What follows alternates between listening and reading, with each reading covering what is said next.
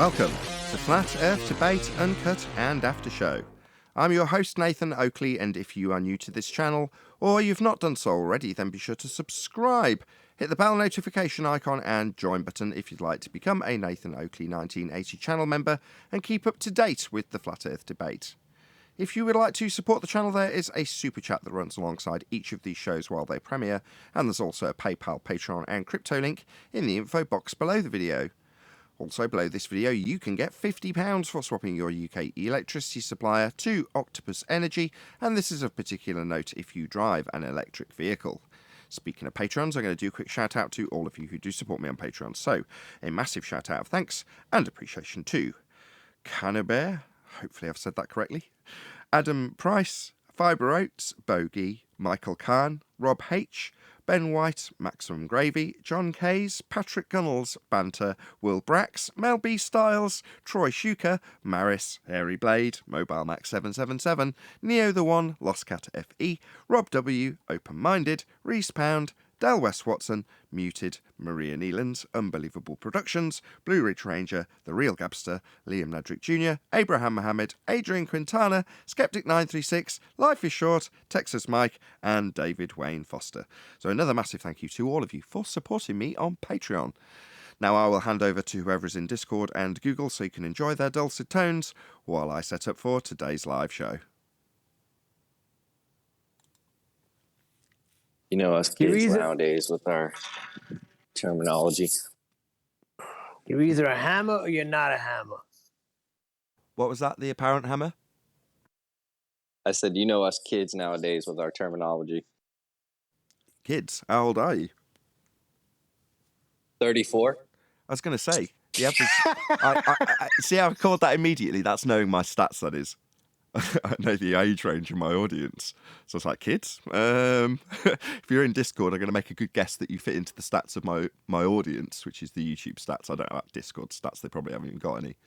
But I had a good guess that you weren't a kid.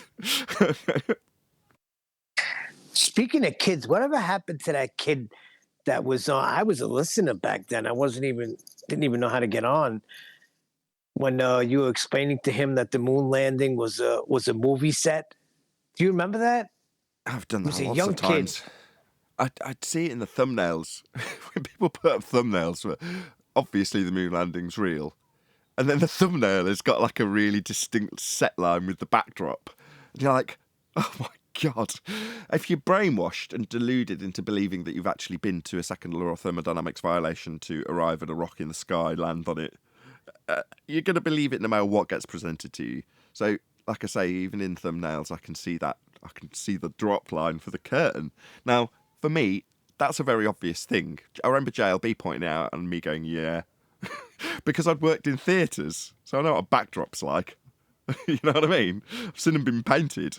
Not by me, by people far more skilled than I. But I know what one is, and I recognise one instantly when I see it. And it's the same in movies. When you see a backdrop, as opposed to... A backdrop doesn't necessarily mean that it's painted either. A backdrop can be CGI, it can be photo overlay, it can be all sorts of different things in movies. But it's still the same principle, right? The fact that they've upgraded their curtain to a CGI backdrop doesn't make any difference to me. It's still a backdrop, isn't it? Yep.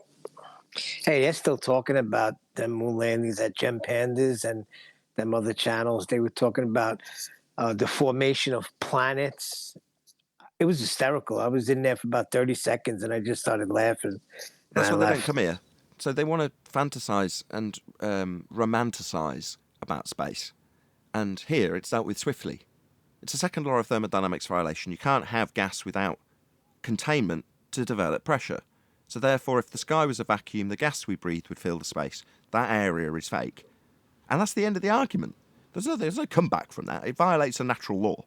Space as a vacuum, sky vacuum, outer space, ironically a space for gas to fill, well, gas would fill it. It expands in all directions to fill its availability of volume. That's the end of the argument. So when they romanticise about going to the moon, yeah, it's just that. A fantasy. Yeah, but they've changed the parameters of the story because now the atmosphere expands all the way to the moon, meaning we don't need rockets anymore. We can go in a balloon. Not an expansion to the story. That's actually from a 1990s article that they just happened to produce on the anti or counter flat Earth, whatever you want to call our opponents who come here on the rare occasion they do when they're not in the mood to romanticize about sky vacuums. But the notion of having this extended atmosphere to the moon, like I say, it's not new. It's also not getting around the fact that you can't have that gas pressure in the first place without containment.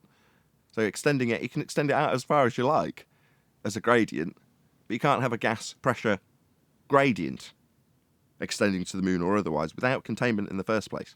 So there's no getting around it by going to the delta, and all that story from the 90s does is extend that delta to the moon. Okay, what, gas pressure gradients to the moon?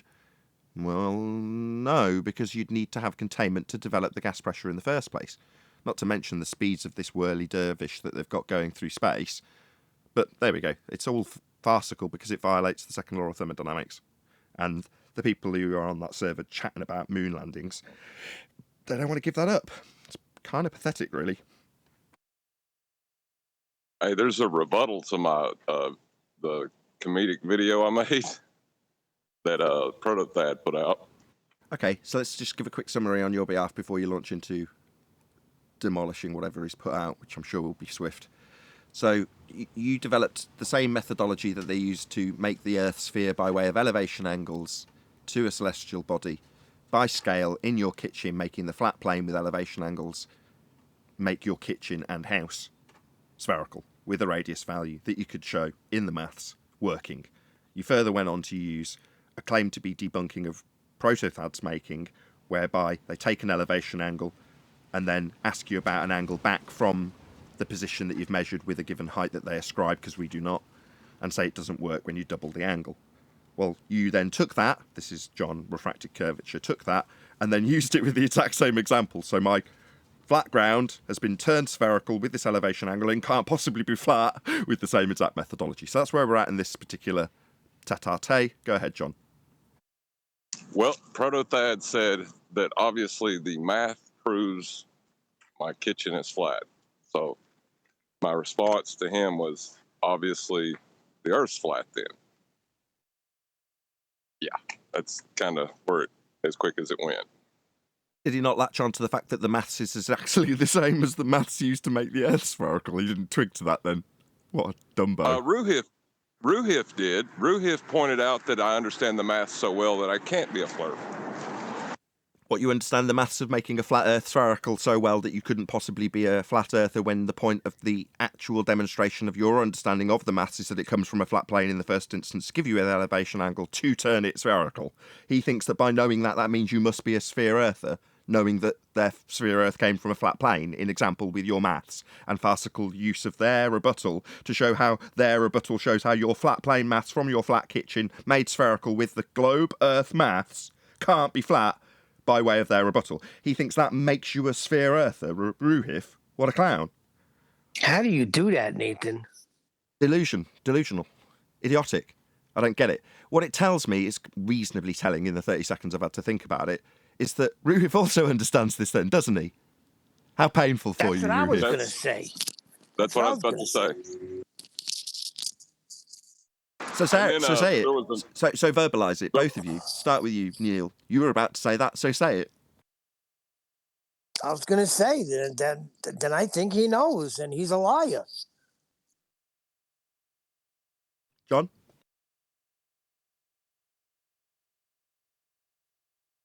I think he understands the maths. He's just not willing to accept what the maths tells him. Okay, so that's a very different matter of opinion in terms of his feelings after the fact. But understanding the maths is to understand where you've derived these angles from, isn't it? There's no arguing this point. If he understands the point, he understands that the globe Earths come from flat Earth elevation angle measurements.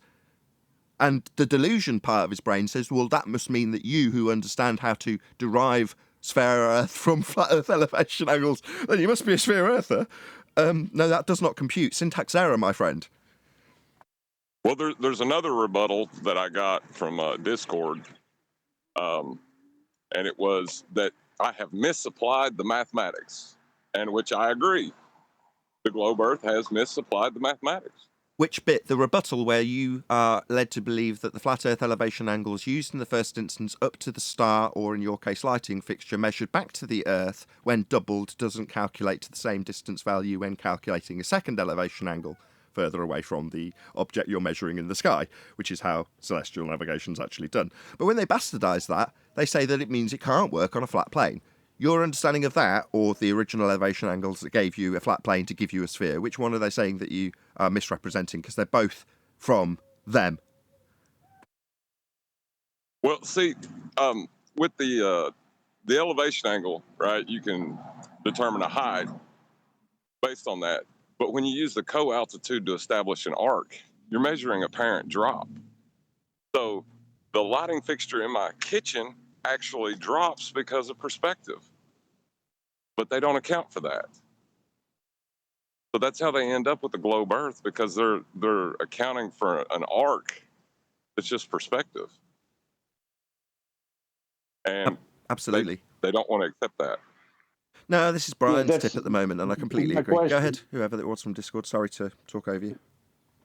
Sorry, that was my question on the weekend to the ballers. How does a protractor works on a spherical surface? Because you need to have a zero baseline, a horizontal line on the protractor in order to do your elevation angle. Yeah, they've transposed the angle of the measurement taken off a flat plane and said that the arc itself is the surface. In other words, when you read that back the other way round, it comes out as you're measuring from the centre of a presupposed spherical Earth, and the angle that you measure is that angle of arc on the surface, even though you're not on the surface when you describe it that way. So you've got to take the angle measurement in the first place, which is where we win. Because if you understand that, no, you've actually got to take an angle measurement, and that's got to have a flat baseline. Can't not have. Can only work if the Earth's a plane. Once you understand that, there's no more taking that angle you've taken from a flat plane, transposing it to the centre of a presupposed spherical Earth where you're not working, and using the arc of the tool to say that that's the arc of the Earth. It's nonsense. And as you say, it completely ignores perspective.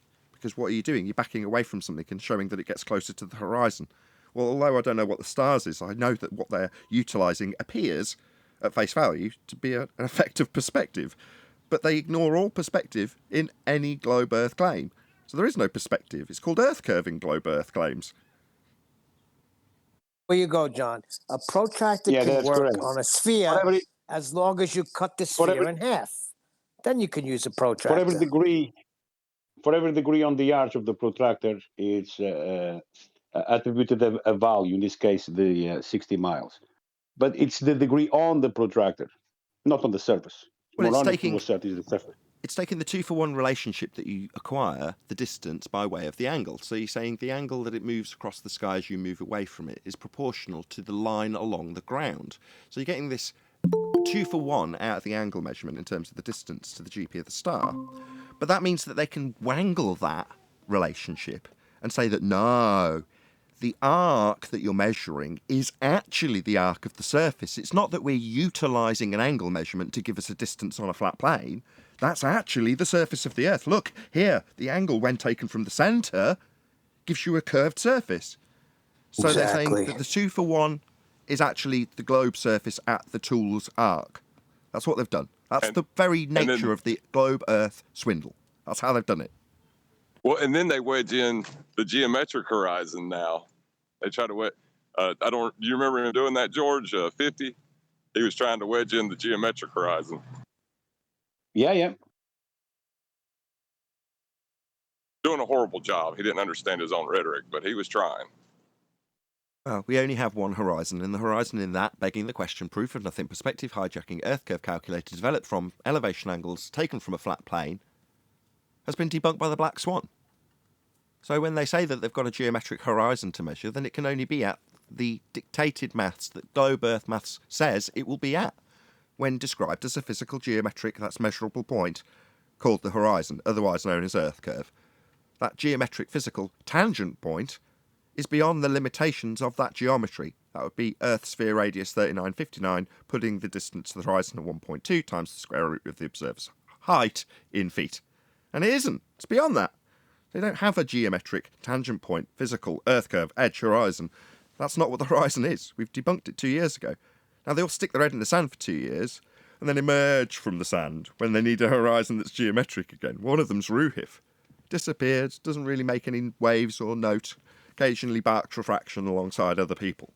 But then 2 years later, oh, well, here's my maths for how we have got a geometric horizon when we need a tangent, that's a straight line, to measure angles when we claim that the horizon we're looking at isn't the horizon and dip of the Earth. That's a different horizon in this maths, a geometric line with a straight tangent to it. Well, you haven't got any of those things anymore. You haven't had them for 2 years. But there we go, head in the sand syndrome. And that's all we've got to deal with, pointing out their stupidity. And it's amusing because when they get here and start telling us, like Virus did, got a straight line to the horizon.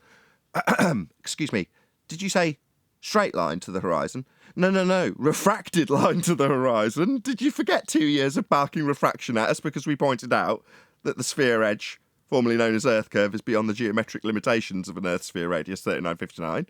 You all told us it was a refracted line. That's deviated from straight, not a tangent. So definitely not if you're a fundy. But how quickly they forget the 2 years of barking refraction at us when they need a straight line for an angle. Well, Virus now in chat, all he does in chat is say, oh, you guys are funny. That's his rebuttal now, saying we're funny. Well, no, he was in the I'd chat say it's got to be. on a re-up on Saturday saying he would be in on Monday to make his argument. And obviously we're going to be listening to it, aren't we? He's going to make sure of that. So then I called his bluff, knowing full well that he's already had an attempt, and said, are you going to just draw one line to the star and ignore the second one? And sure enough, that was predictably what he didn't want to dance around or argue about there and then, telling me that's exactly what he'll be doing if he does arrive. We'll see. We'll take bets. I'm pretty sure he'll just dust off that exact same argument he's come with before and just start arguing about the single line to the star. Anybody claim or want to presume he'll come with something new or different? Nah, he's a one-trick pony. I know what he's going to do. He's going to invoke the zenith to the center of a presupposed spherical Earth. And then say, oh crap. Yeah, the zenith to the center of a presupposed Earth. But then you have to explain why you're subtracting 90 from it, which is going to be a problem. Indeed. We'll see how he gets on. Like I say, he was quite ballsy in the chat over the weekend, so maybe he'll make an appearance during the live show. He certainly indicated that he would. Maybe he'll just come in on the after show like he normally does and make out like nothing's happened, and then when we introduce him to defend his crap, he'll say, yeah, of course, I was genned up ready to go. You've only got one line. We take it from the centre of a presupposed spherical Earth when we cut it in half and give ourselves a flat plane to get this angle. And then we assume that the tool's radius and the tool's arc is actually the surface of the Earth. Yeah. We'll see how he gets on. Maybe we're just morning. Hey, 10th. Is this Virus actually accepting my challenge? Maybe. He was talking about you a lot. I didn't take any of his 10th man can't do this, that, and the other. I'm like, yeah, how'd you get a elevation angle from a curved adjacent?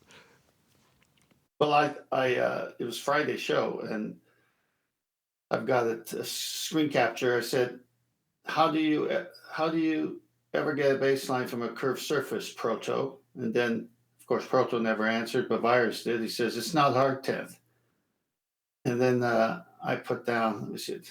He said, it's not hard, 10th. Okay. And then I said, Virus, see you Monday on the live show. This is your time to shine. See you then. And then we went back and forth, and we'll see if he comes, I guess. Well, I'll leave him to you then. I mean, I did, like I say, notice. Oh, no, it doesn't have to be me. I'm just going to ask the same question. How do you get a elevation angle from a curved adjacent? I mean, it's over. Well, frankly, me letting you deal with the fundy muting and obfuscation is something that I quite relish. So given that he was constantly referencing you and trying to bait me with what you won't do, it might make sense for you to handle that out. Well, this is that I won't do. I'm just going to ask one question. Which would be? And we all know the answer to that question. We don't. This is a show. We've got to tell the audience what that question is. Well, how do you get an elevation angle with a curved adjacent? Exactly. Syntax error, impossible. Yeah, as Rob Durham showed in his diagram when he's got a sphere Earth and he tries to get an angle from it, it says, no, you can't get an angle. That's two straight lines. Yeah, I mean, it just dies right there with that simple question. Can you back off your mic a little bit, by the way, Neil? You're just a little bit loud. I think that's why you were distorting earlier. Today, Sure. I saw the biggest rainbow I've seen in my entire natural-born life. It was enormous. It covered half the sky. And when I saw it, I was slightly taken back. Both the kids, even though it's really windy, raining, I was like, need to get the kids out anyway. So I got them all up in coats and gloves and hats and all the rest of it. Toddled out, and literally as soon as I opened the door, covering the vast proportion of the sky that I could see when I walked out, was this enormous rainbow. Just vast. But just perfect conditions for it, obviously, as I was seeing it. And both the kids are like, yeah, isn't it pretty? I'm like, yeah, but it's massive. Look how big it is. Like, yeah, but it's not very bright. You know, it's not particularly defined well. The colours aren't really vivid. But massive. Proves a dome. So people tell me.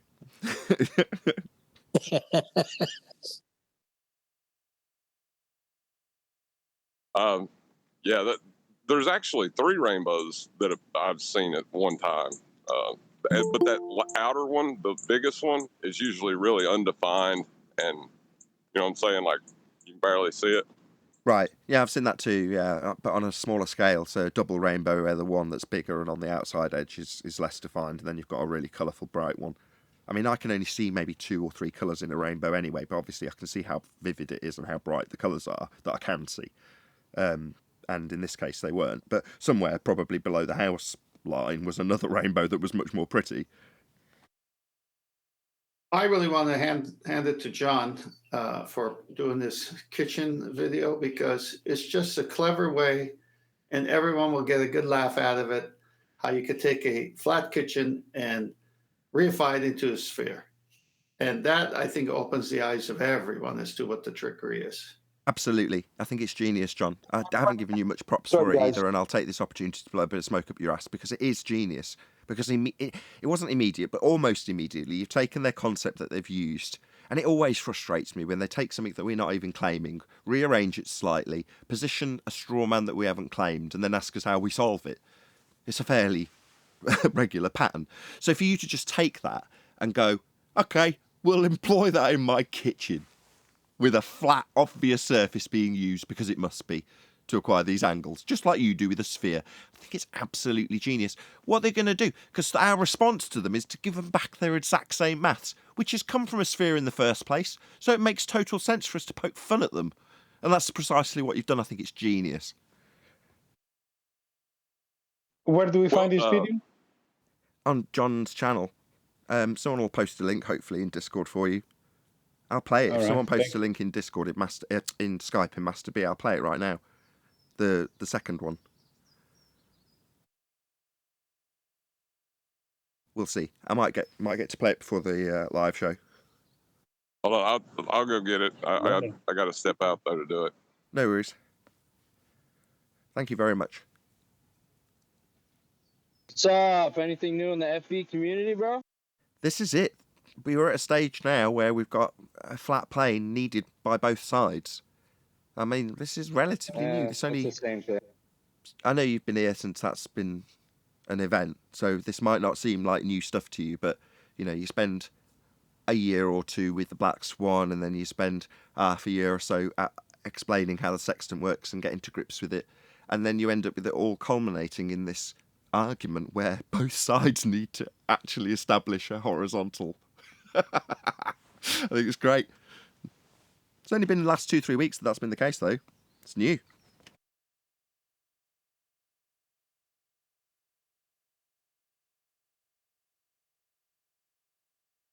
Part of that is John's video.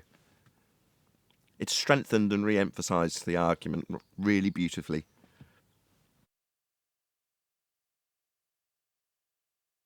Here we go. I'll play it for you now.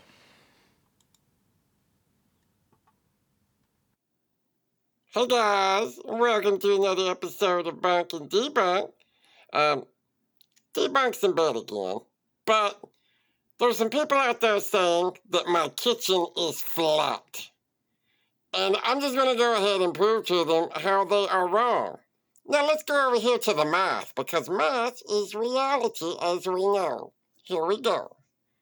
Let's go up here, and you see there at the top, You see right there? Okay. We had 107 inches divided by 70 And that's our co-altitude, which gives us 1.528 such and such arc inches. Now, to prove the Earth is, to prove that the kitchen is not flat, we'll take a 35-degree co-altitude and multiply that by our arc inches and get 53.5. That's what it is. But if the kitchen is flat, we'll take the tangent is equal to the opposite over the adjacent, which is a simple formula. So we got tangent times 107 gives 38.9448150665. That's the height of our triangle. Then we'll take that 35 degrees, if it was flat, and multiply it by our number and get 27.694530.837. Oh, wait, look at that, guys, right there. The 27.2694530.837 does not match the 53.5 if my kitchen was a sphere. Boom! My kitchen's a sphere, dog it. There you go. Short and sweet. Very good. There's another one in that series too. Leslie. So yeah, hope you all enjoyed that.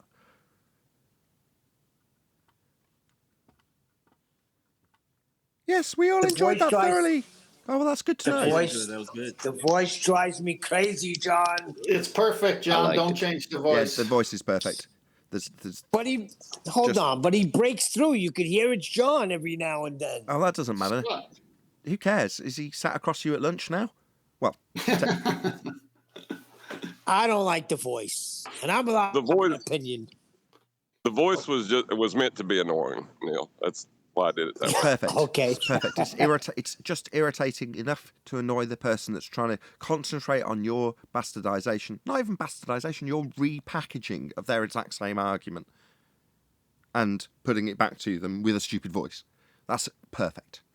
Ideal. It can become a hit with a children's series of books, because you can say, this is how they took a flat plane and reified it into a sphere, and I'll show you with my kitchen. Agreed. Well, there's some things about the kitchen that the sky, or my kitchen can't do, and that's the altitude change not affecting your angle. I can't get that effect in my kitchen because the lights are too close, But everything else I can show. Obviously, you assumed they were an infinite distance when you made this measurement and moved it back. Oh, no, you assumed they were a certain fixed height, did you not? No, I didn't account for distance. I just assumed an infinite one. I I'm see. measuring arc, not length. I have a question. Why are they saying that we should be able to get the distance of a star through triangulation? How is that even possible? I'll tell you why, Neil, because they need it. Because they're saying that if you're calculating for the height, that line up to the star in the triangle, yeah, then once you've got that, you can calculate back from that distance down using a triangle that you double the length of. Yeah, that's what they're saying. Well, to do that, they've got to have us claiming we know the height already. So with your flat Earth claimed height, yeah, because that's how it would work in trig, if you knew the height. But we never take the height or use the height. We take the angle to the star and then use that to give us a distance, the degree per mile distance. So you're transposing the angle onto the ground. Well, that's all done flat. But what they'd say, like I said earlier in the pre-show, is take the arc of the tool and say that that's the surface when you put the angle at the centre. Got it. And you can do that on any scale. That's been the big rebuttal so far, is that it's a scaling issue. You can't do it with your kitchen. It's got to be a bigger scale. What's the difference? There isn't one. It works. It doesn't matter what the scale is. It's just the maths Exactly. works the same. It's just more preposterous when you do it at a small scale, because suddenly you've got his garage 90 degrees to him and his car hanging off the wall. It's nuts.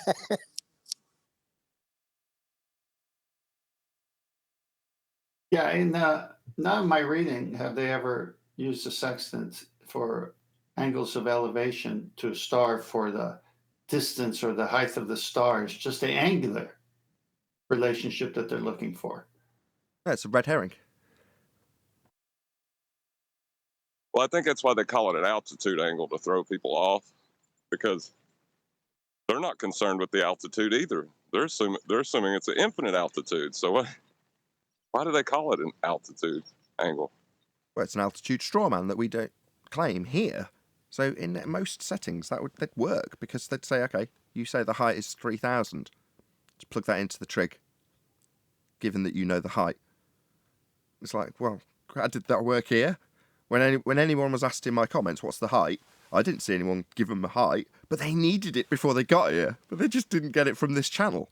So when they got here, it was a complete fail. Because without declaring it, because as soon as I hear them declaring the height, I'll say, that's sure claim now. Because we're certainly not saying it's that high. Where would we need to do that if we were performing this operation of celestial navigation? Oh, we wouldn't ever need to do it.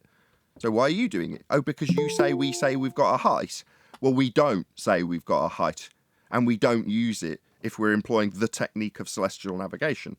Not that we're inventing the technique of celestial navigation, nor is it a flat Earth technique. It's just a technique that utilises and needs and requires a flat plane to do it. And that's the dilemma for them.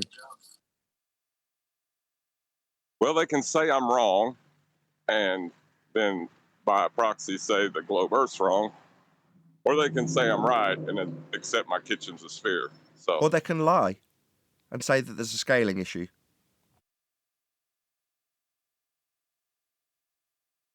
well, honestly, there's only two answers. It's either wrong or it's right. No, but I'm going to Either way, introduce they're it in trouble. from here on forth, because that's what we've been dealt. That I can't ignore the cards that are on the table already now, can I?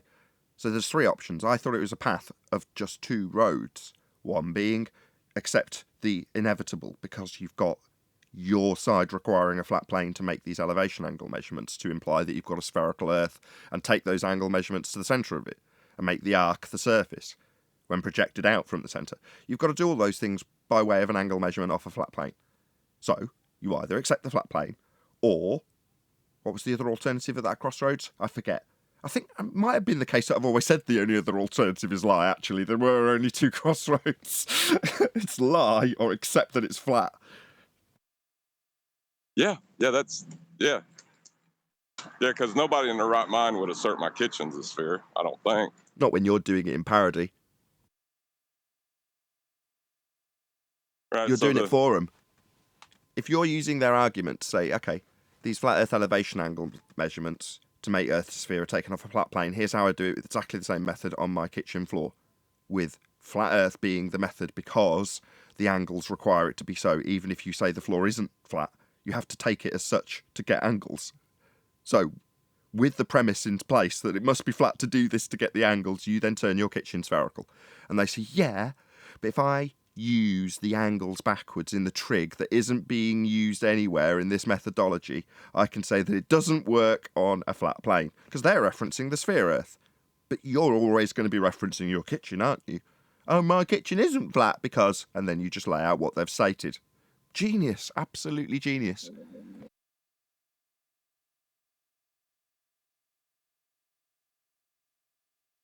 I didn't think I'd get a response from Ruhith and Protothad so quickly. Share your pain, lads. Share your pain.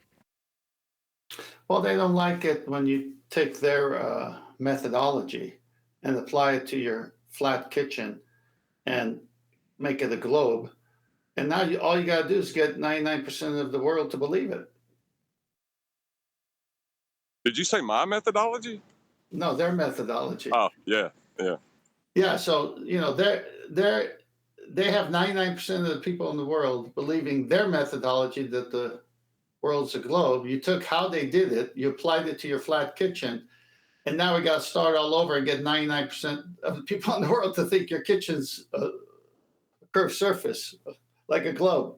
And it's so embarrassing for them because it's obviously not, but it's just, they can't really argue against it because it's the same math they use. It's the same way they think.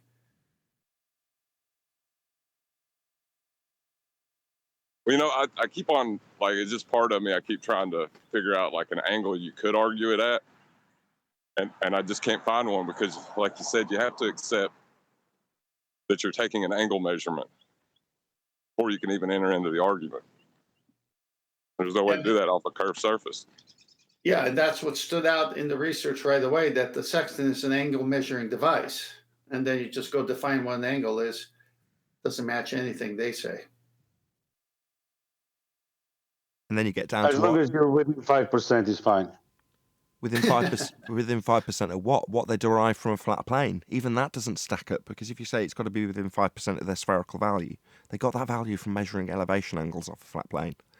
So 5% of your originally flat Earth angle measurements. They seem to forget that you need a reference point. And an elevation angle is measuring up from the horizon. And that's why you have a horizon mirror. That's your reference point.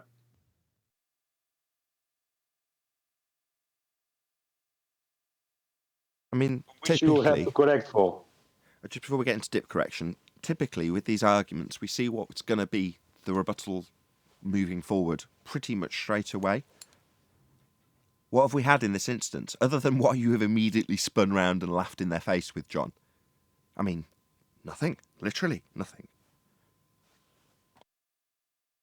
Yeah, me, Adam, and 10th were talking in an after show after that was presented. And how long did it take us to work through that, 10th? Was it like 15, 20 minutes? I'm trying to recall which one. I do remember doing having that conversation, but oh yeah, that's right, because Adam was going with the math with you. Yeah, it wasn't long.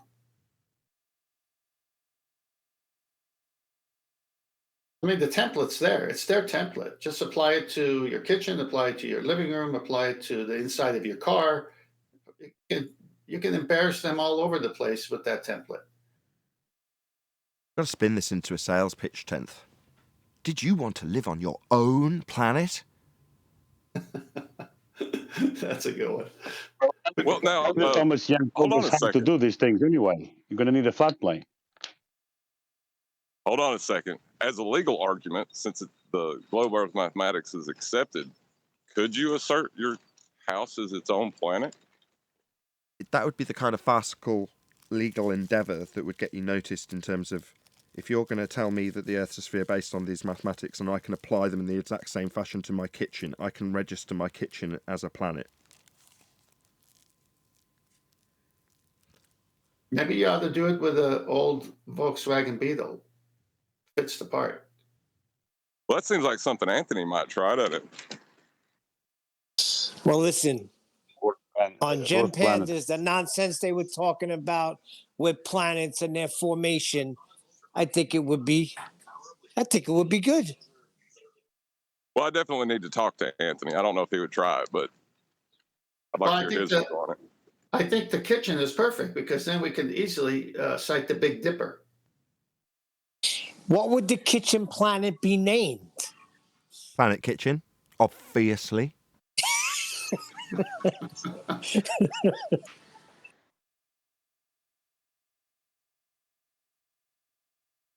So my Big Dipper didn't go too well there.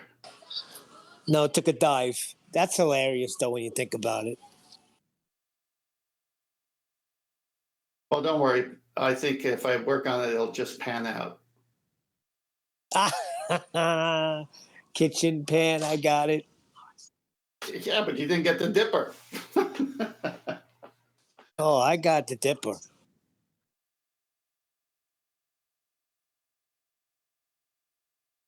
Well, the thing that surprised me is that I was getting like trying to be rational responses to a joke, like they weren't even good rebuttals. Like, what rebuttal can you have? I'm doing the same thing you're doing. But they were. That's the whole beauty of it right there. I'm just doing what you're doing. Exactly. That's therein lies the genius. If you want a naming structure, though, for your planets, I think first three letters of your name, or in this case, we've got John Refracted Curvature, so we'd have JRC. What's the radius value of your kitchen planet? It's just 85 inches. It's a small planet. Yeah, so it'd be JRC 85. Nice.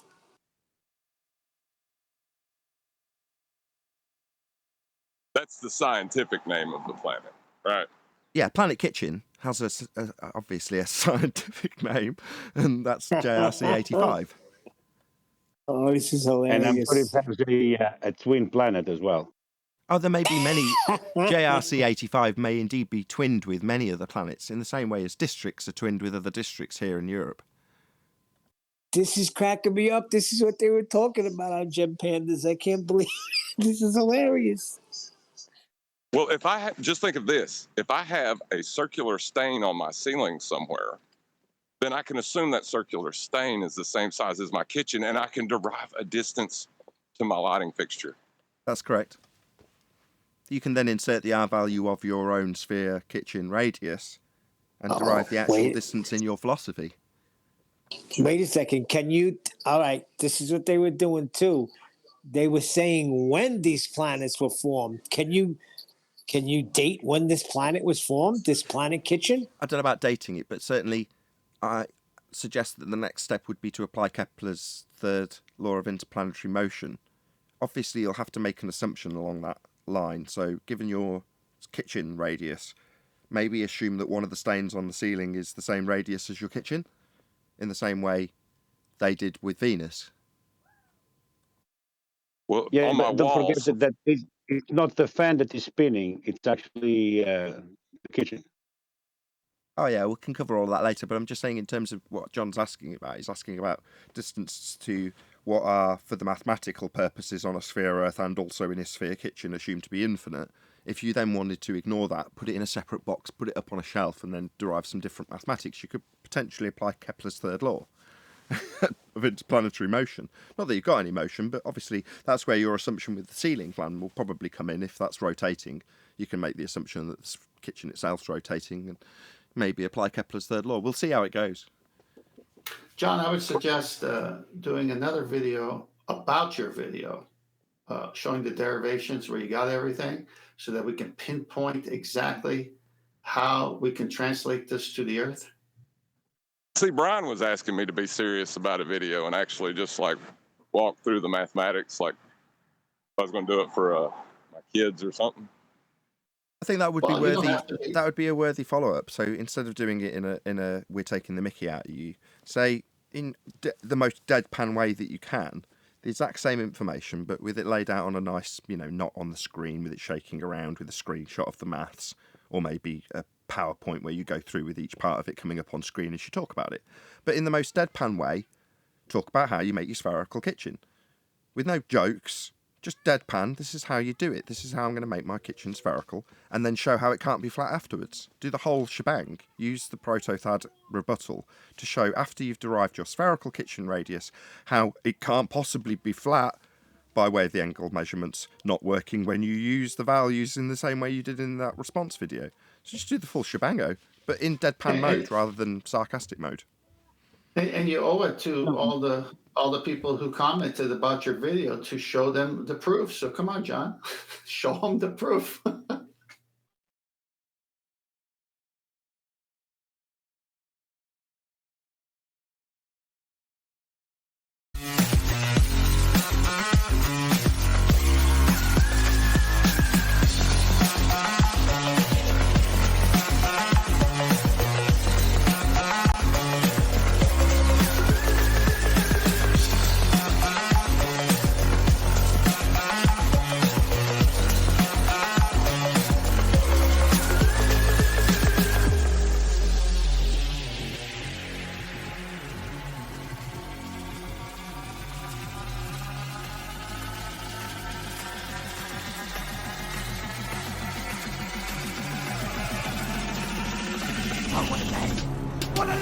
Welcome to Flat Earth Debate Live.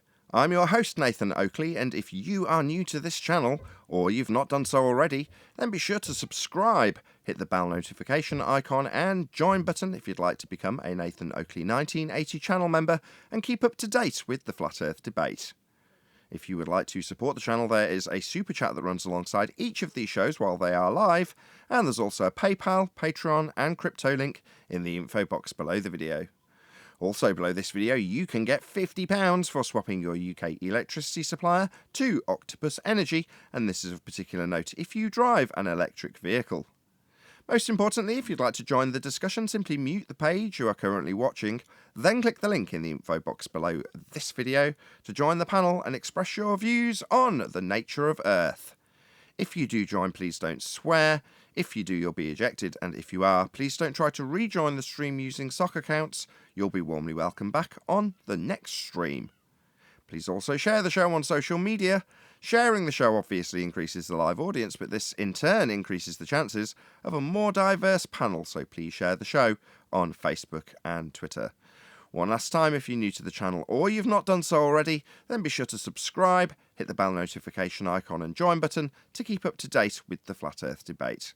Now, we are joined by John, that's Refracted Curvature, 10th Man, Neil, Eli, Brian's Logic, and a whole bunch of people in Discord, so welcome one and all. Good morning. Hey, good morning. Hey, good afternoon. Welcome, welcome, good to have you all. Any evidence that you can acquire an elevation angle from a curved adjacent? Only in John's kitchen. Well, you can disprove that the elevation angle taken from a flat plane, when reverse engineered into a triangle with a height established, can't possibly work flat, even though that's where you got the angle measurements from in the first instance. See the pre-show for an extended version of this discussion that I've just summarised in about 15 seconds. I'm quite impressed with myself. Any evidence of a physical geometric sphere edge horizon, formerly known as the curve of the Earth or Earth curvature? Black Swan. Flat down. No, I think. Hold on. I'll say it louder. Black Swan. Indeedy, Black Swan. The horizon's not Earth curve. We've only got one horizon. Go on, 10th. You're desperate. Go. Yeah. I'll go. Well, they used to say the horizon is Earth curve. Then they say, we never said the horizon was Earth curve. Then they say, well, the radius is 3959.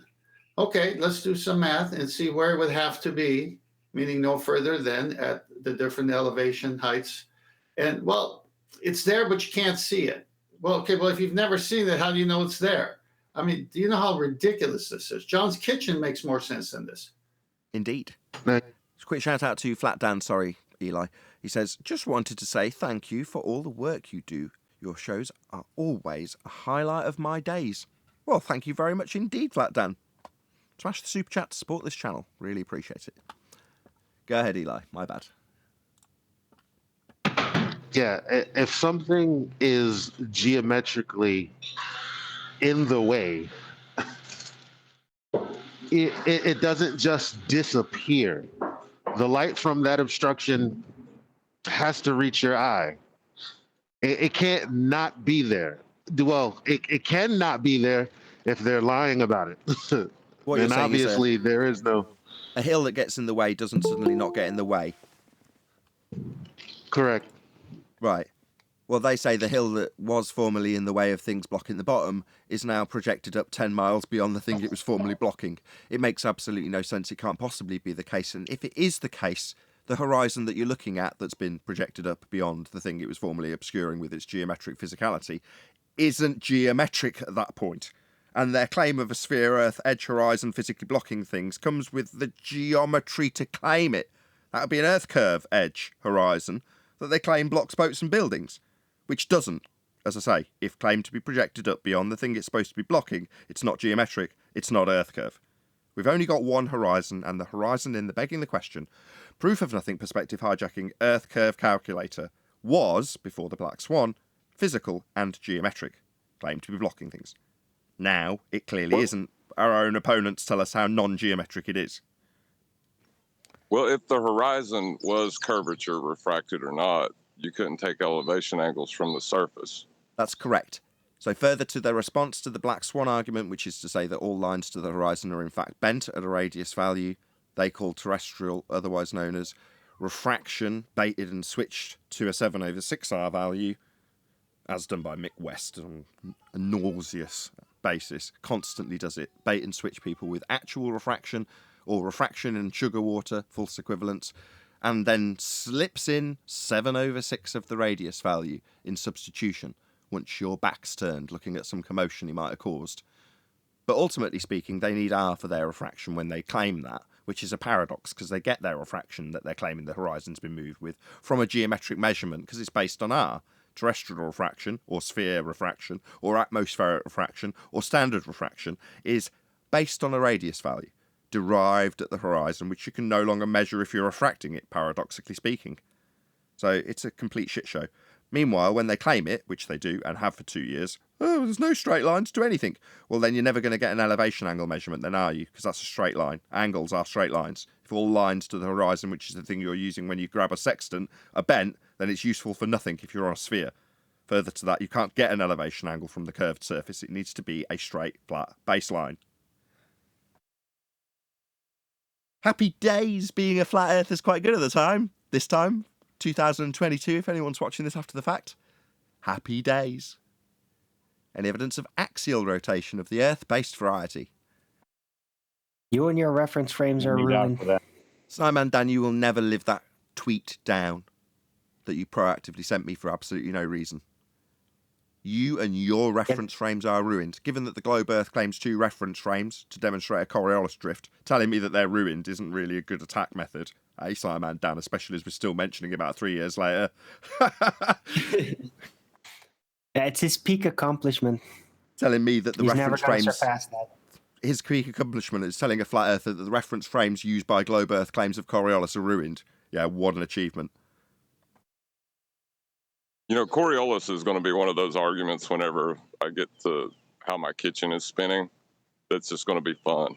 Oh, yeah, you can engineer all sorts of non-reference frames that are single reference frames that are claimed to give you an effect with 2 reference frames when you put that claim of single reference frame on the shelf, because that's what you need, because it isn't actually spinning and no effect's going to be observed. But when you're detailing it with a contraption that you might put in your kitchen, for instance, a pendulum, you're going to be showing how that kitchen's spinning with 2 reference frames, non-demonstratable in any other circumstances but the tool that you've got. Oh, this is going to be a lot of fun, John, I agree. Oh, I'm looking forward to the flat, non-spinning kitchen being shown to be spinning with a pendulum. Oh, fucking hey. Oh, I can't wait. Life's good.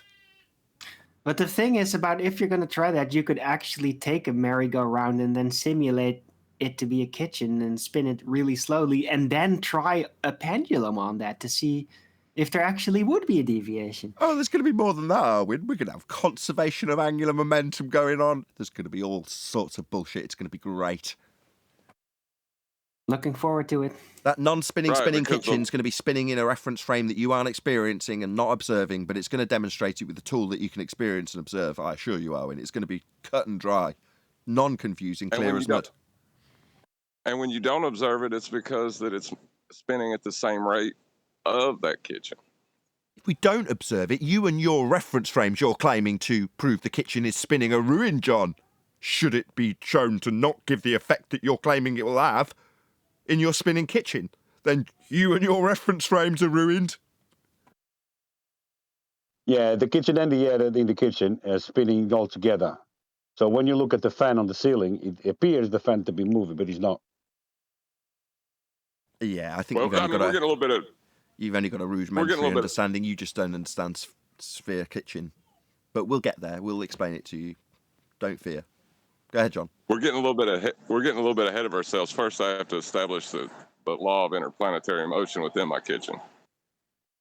Yeah, I did say Kepler is the next step, really. What that's going to be referencing is besides the point at this stage. We just know what needs to be done based on what the globe earthers do. Oh, yeah, they got a template. Yeah, it's a nice template for making kitchens spherical and spinning. Isn't it quaint? Isn't it beautiful? I love it. Any evidence of the distance to the sun?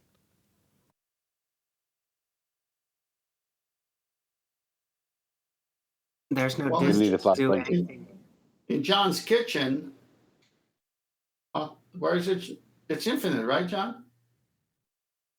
Well, we can't know. Hold on, we can't know the distance to the ceiling fan until we can establish that there's another object the same as our kitchen within the outer lying reaches of this wall/ceiling to establish an interplanetary motion, and then we can derive its distance.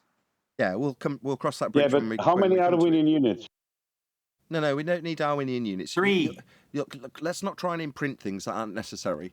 Let's just follow the template. There's protocols to be followed here, lads. Let's not just insert any old bullshit where it isn't necessarily needed. There's plenty of cement, heliocentric bullshit to smear across any cracks that develop after the structure's built. But first, you've got to build the structure. And that's what we're doing. So just calm down. Everyone needs to relax. There's no rush. I got a suggestion. But we need to fill the void, Nathan. If we don't know a distance anymore, then we need to make up our own distance, even if there's only apparent distances. It's a human need. You're all very excited for John's new religion. No, I got it. John, you can use 10th Man's Kitchen for your Venus. That's not in his planetary system, so no. We're all being a bit silly, aren't we? Let's be honest. No, that makes perfect sense because 10th Man never actually cooks there. Only women. You're making a mockery of this farce, okay? And I don't like it. No, it works. It's proper to call it the 10th Man's Kitchen Venus because only women cook in it. Look, you can only apply certain nonsense to this, Arwin, and, John and I are going to fight for this nonsense to be exactly parallel with the globe. And I say that with all sincerity, even though it's a parody. Hopefully he'll do his deadpan example and just lay it out in black and white terms, without any sarcasm, without any irony, without any taking the mickey out of globe believers. Nice pun, Nathan.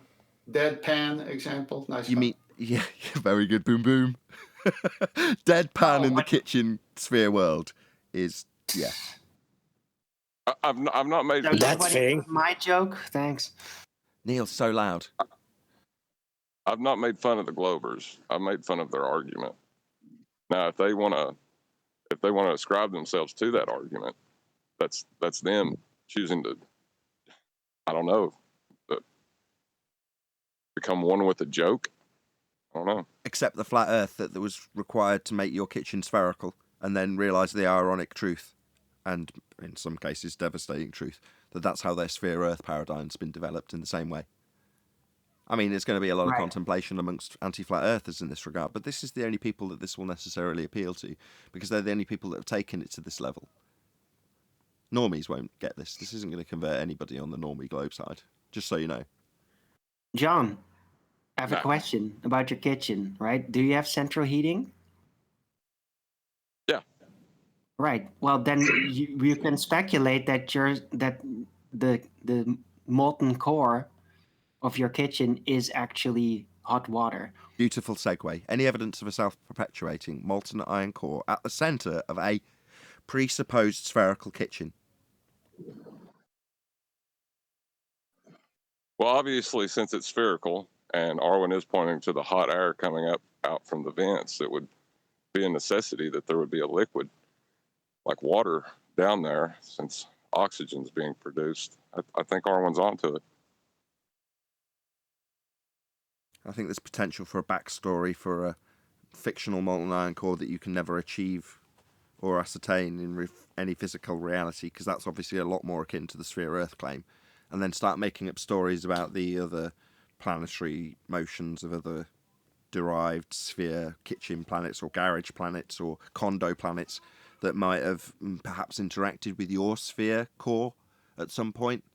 Maybe bashed into it a glancing blow many years ago. Obviously, this motion is so slow. We're talking about billions of years in your depictions. So obviously, you're not going to see any of these condo planets hitting you now. I have a better solution, Nathan. So slowly. I have a better solution.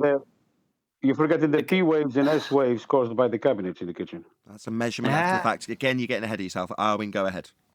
Yeah, John. So I take it that the company that actually installed your central heating is called Thea, right? Good one. We can say it is, just for there you go. Just for the plot line. Oh, just for clarity, so no one thinks like we're lying. This is all true. Why? Well, because we made it up ourselves. But that, in this instance, isn't strictly true. We are making it up ourselves with use of a template, the heliocentric sphere Earth template. And we're directly applying that to a world that we are making up ourselves. So I don't want anyone to feel like when we say, oh, well, was the heating company Thea being the planet that's smashed into the fledgling Earth, depositing a molten iron core to get around the fact that in their timeline we should have already cooled down, but we haven't. We've got an oversized core, obviously a planet smashed into us in this timeline. Well, that would be Thea. The heating company that came to John's house by comparison is ironically being named that. See, that works with the parallel timeline and justification and storytelling that the Globe Earth offers, Arwin. That will get you commendation, as opposed to whoever it was in Discord earlier with their nonsense. Slap, slap, slap. Can I ask John a question about the sketch? That's more like it, George. A question. Yes, excellent. I'm being really rude. I'm sorry, George. Go ahead. Does the air in your kitchen disperses to the vacuum in the corridor? No, my kitchen has a roof. No, that's not right. It does, given certain rhetorics being set on the shelf in this description, give off a certain amount of gas to the outside planetary systems that are out there, right? Those do happen. You know, there's a certain amount, in spite of the fact that you'd need containment for all of it in the first place, and this would be a second law of thermodynamics violation, a certain amount is given off, right? That is part of the story. Correct, John? Just say yeah. Well, yeah, but what I was going to say is we haven't actually moved into fourth dimensional space-time mechanics to explain anything yet. So we're still working with the idea of ether that is my roof and walls. Right, indeed. No, but it wouldn't be gravity. Well, that's Your what he's roof saying. He's is saying, although gravity. he's not established the exact correlation and parallel with his gravity, which will also be pseudo-Ramonian for space-time bending in his kitchen, to justify this gas that's being asked about. We haven't got quite there yet, but he's already hinted at the fact that it's going to parallel it regardless. Their description of whatever they get around this effect, which doesn't exist at all in physical reality, will be explained in the mathematics of pseudo-4 space. We just haven't got there yet. But John's already hinted at that by saying that. So no evidence of a self-perpetuating molten iron core in all seriousness at the centre of a presupposed spherical Earth. Well, there's volcanoes, right? That proves nothing. That doesn't prove anything with molten iron cores regard. That's just not... That's, right. No, that's tectonic activity. In their bullshit. I'm not saying it's tectonic activity. It might be. Well, Yeah, is there but any other people way for them certainly think it's to related. explain the magnetic effects? Sorry, do I need them to explain it any way other than the rhetoric that they offer? What do you mean? Of course not. They explain it that way. They say it's a self-perpetuating molten iron core at the centre of their presupposed spherical Earth that was derived from flat Earth plane elevation angle measurements. So that's what they say. And they say, because in the timeline of mathematics it should have cooled down, obviously a planet called Thea smashed in a glancing blow, and the debris formed our moon, and the molten iron core was left in Earth. And it's true this because molten iron core also responsible for the magnetic field? Yeah, that's why that we're we discussing see? it. Yeah. You're just twigging that that's why we talk about it. Self-perpetuating. That's why we drop that bit into the housekeeping. It's beyond the Curie point. It wouldn't be giving you a magnetic field. So what was the orbital mechanical system of Thea before it crashed into Earth? It was just on Did an they orbital actually path. model it out, how it led up to it? Yes, they have. It was on an orbital path that was inevitably going to collide, but before it collided, it obviously didn't. But yes, it had an orbital path and everything. Isn't that the so-called center of mass? Wouldn't that rearrange all the gravity forces balance, which is still Newtonian mechanics of the solar system? So... It's happened a very long time ago in a galaxy that does not exist. Oh. So it wasn't like an outside planetoid crashing in, right? No. It was originally formed with our solar system, and then correct. it was in unbalance, and then it crashed into That's correct. Earth. So it was exactly. It's like any other claim to be heliocentric, orbiting the sun planets, moving around the sun like anything else. It's been developed. It just happened to be on a collision course over time with the fledgling Earth, according to the heliocentric made it up themselves story of Thea and our molten iron core, giving us the magnetic fields. Because it self-perpetuates, because it's beyond the Curie point, even in their own story, it doesn't make sense and wouldn't work. Since it was all hot and molten, even as it formed, was it closer to the sun like Mercury, and then it kind of was slung outward? Because if it was moving inward, it couldn't have, it would have cooled off a long time ago, probably. I'm going to say I don't know, because to my recollection, and I've read this story in several different places, they don't go on to describe the thereafter of the maintenance of the orbit. They just obviously infer that where we end up is where we are now. So they're not part of the story isn't and it pushed us into the Goldilocks zone or anything like that I've seen. So if somebody wants to say, here you go, in this particular description of the made it up themselves because they needed to in a heliocentric world that we don't experience story of Thea, they actually say that it pushed us into the Goldilocks zone. So it's very fortunate they got this collision, because otherwise we'd be too cold or too hot or whatever they say we would be if it hadn't hit us. But from my recollection, I don't recall that being a part of the story. But it obviously would be in there moving around the sun, not that we are. Story of sphere Earth, not that we are, because it was derived from flat plane elevation angle measurements. Story about Thea hitting the sphere Earth that it isn't. So there you go. Right. Because I could imagine that maybe Thea was like the third planet much closer to Venus, and Earth was a little farther away closer to Mars, perhaps, and that they eventually then just crashed into one another and merged. Amazing how easily you slip into heliocentric reified mechanics with us at not us at the centre, I was about to say, with the sun at the centre and us moving around it with distances to these lights in the sky we call planets because they have a slightly stranger motion than all the other lights. But there we go. It's nice how you can snap into that mode so quickly. Over 100 people watching, so we can smash the share button. That'd be absolutely fantastic. The only reason there's 100 people watching is because people in the audience do share the show. Obviously, a lot of them being my Patreons and members, but really appreciate it if you've already smashed the share button. If you haven't, please do. It's really easy. Hit the share button, share the show to Twitter, just say something benign, live now. I share to 3 different areas, so I'm good. On what? Hold on. I what, share Neil? your show on 3 different platforms. Oh, I missed the first bit. You share it. All the time. I'm very grateful, Neil. Shout out to Neil specifically for sharing the show. Neil is ace. I agree. We need to push this argument forward. Enough of the nonsense. Let's get this thing going. That's right. Shout out to that flat fellow for smashing the super sticker. Send me a pair of sunglass wearing emojis. Brilliant. Thank you very much indeed, that flat fellow. Really appreciate the support. Any scientific evidence of gravity, as we did cover it a little bit a while ago about the sphere kitchen? What's that? Any scientific evidence of gravity? Scientific evidence of what?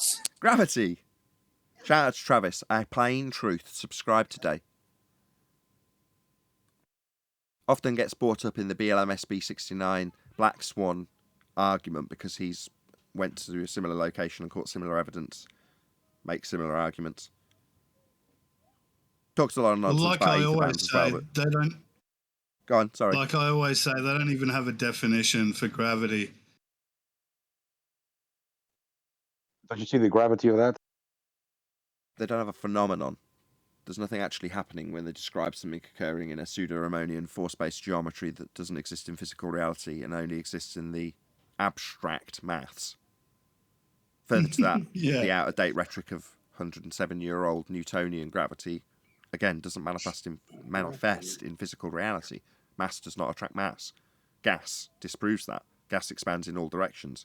If it encounters another gas particle of any description, it'll just bounce off it. Elastic collisions.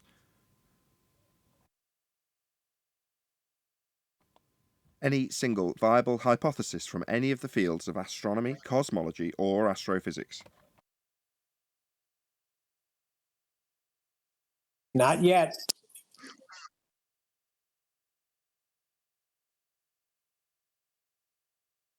Yeah, they don't seem to really care that much.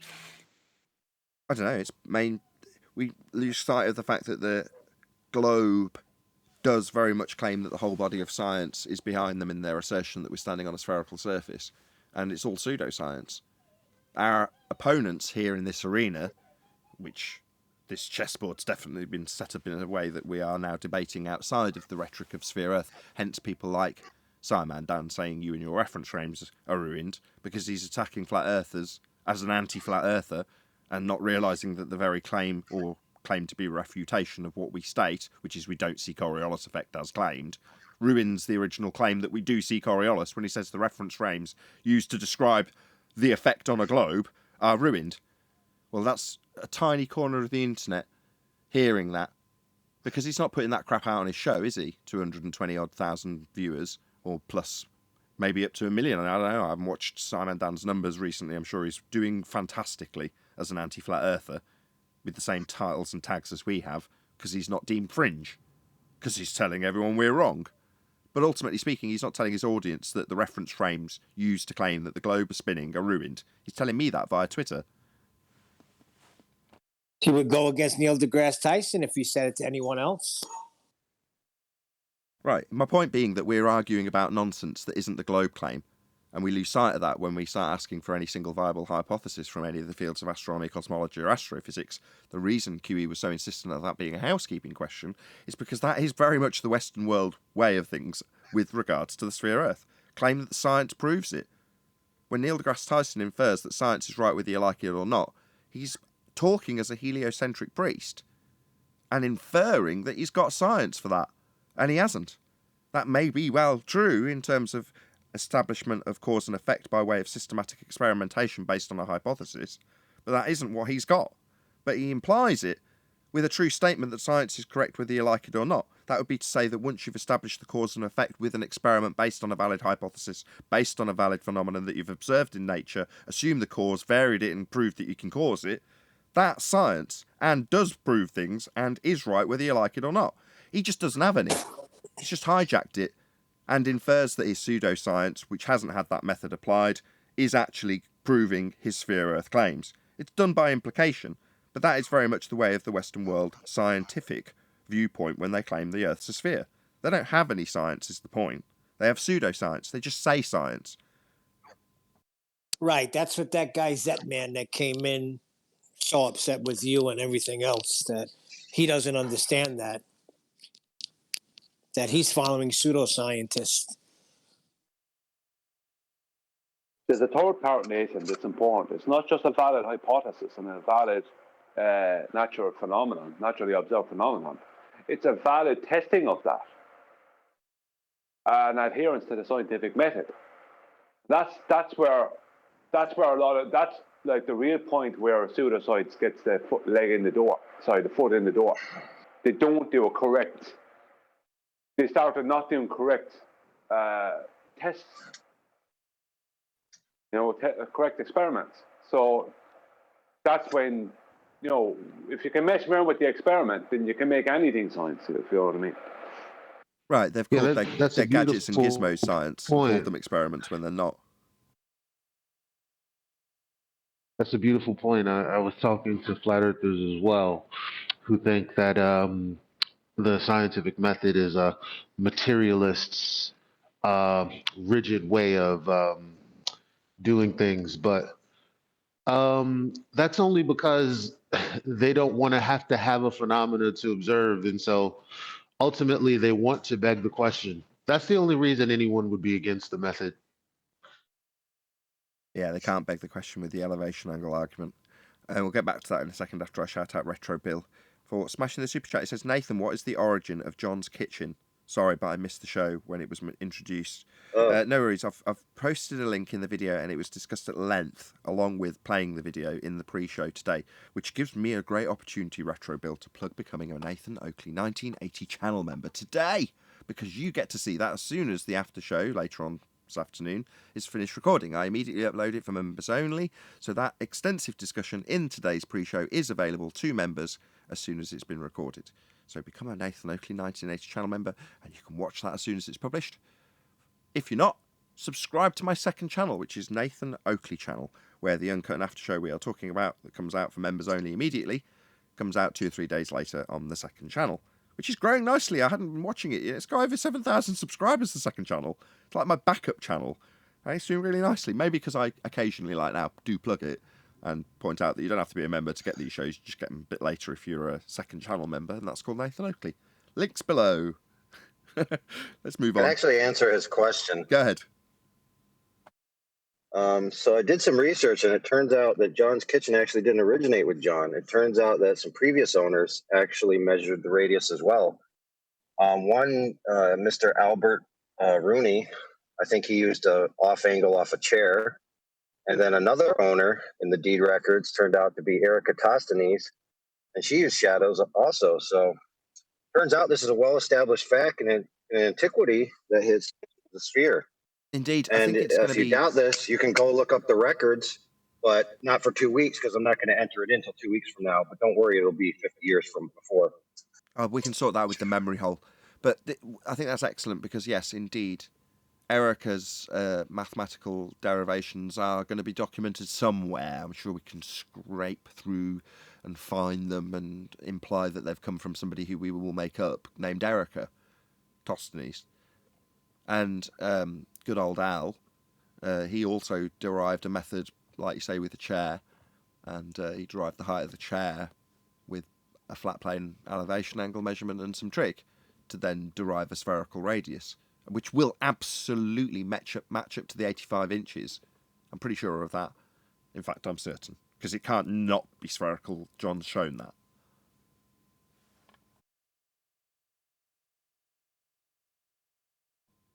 It's a lot of fun being a flatty at the moment. Would everyone agree? Definitely. Dude, I'm all into this new John's Kitchen, John Kitchen Earther. This is Well, they're go ahead. Yeah, they're all flatties. Everything has to be measured from flat first, so it's not like being flatty. No, everyone's a flatty. Did you see the latest from Fight the Flat Earth? Somebody posted a screenshot.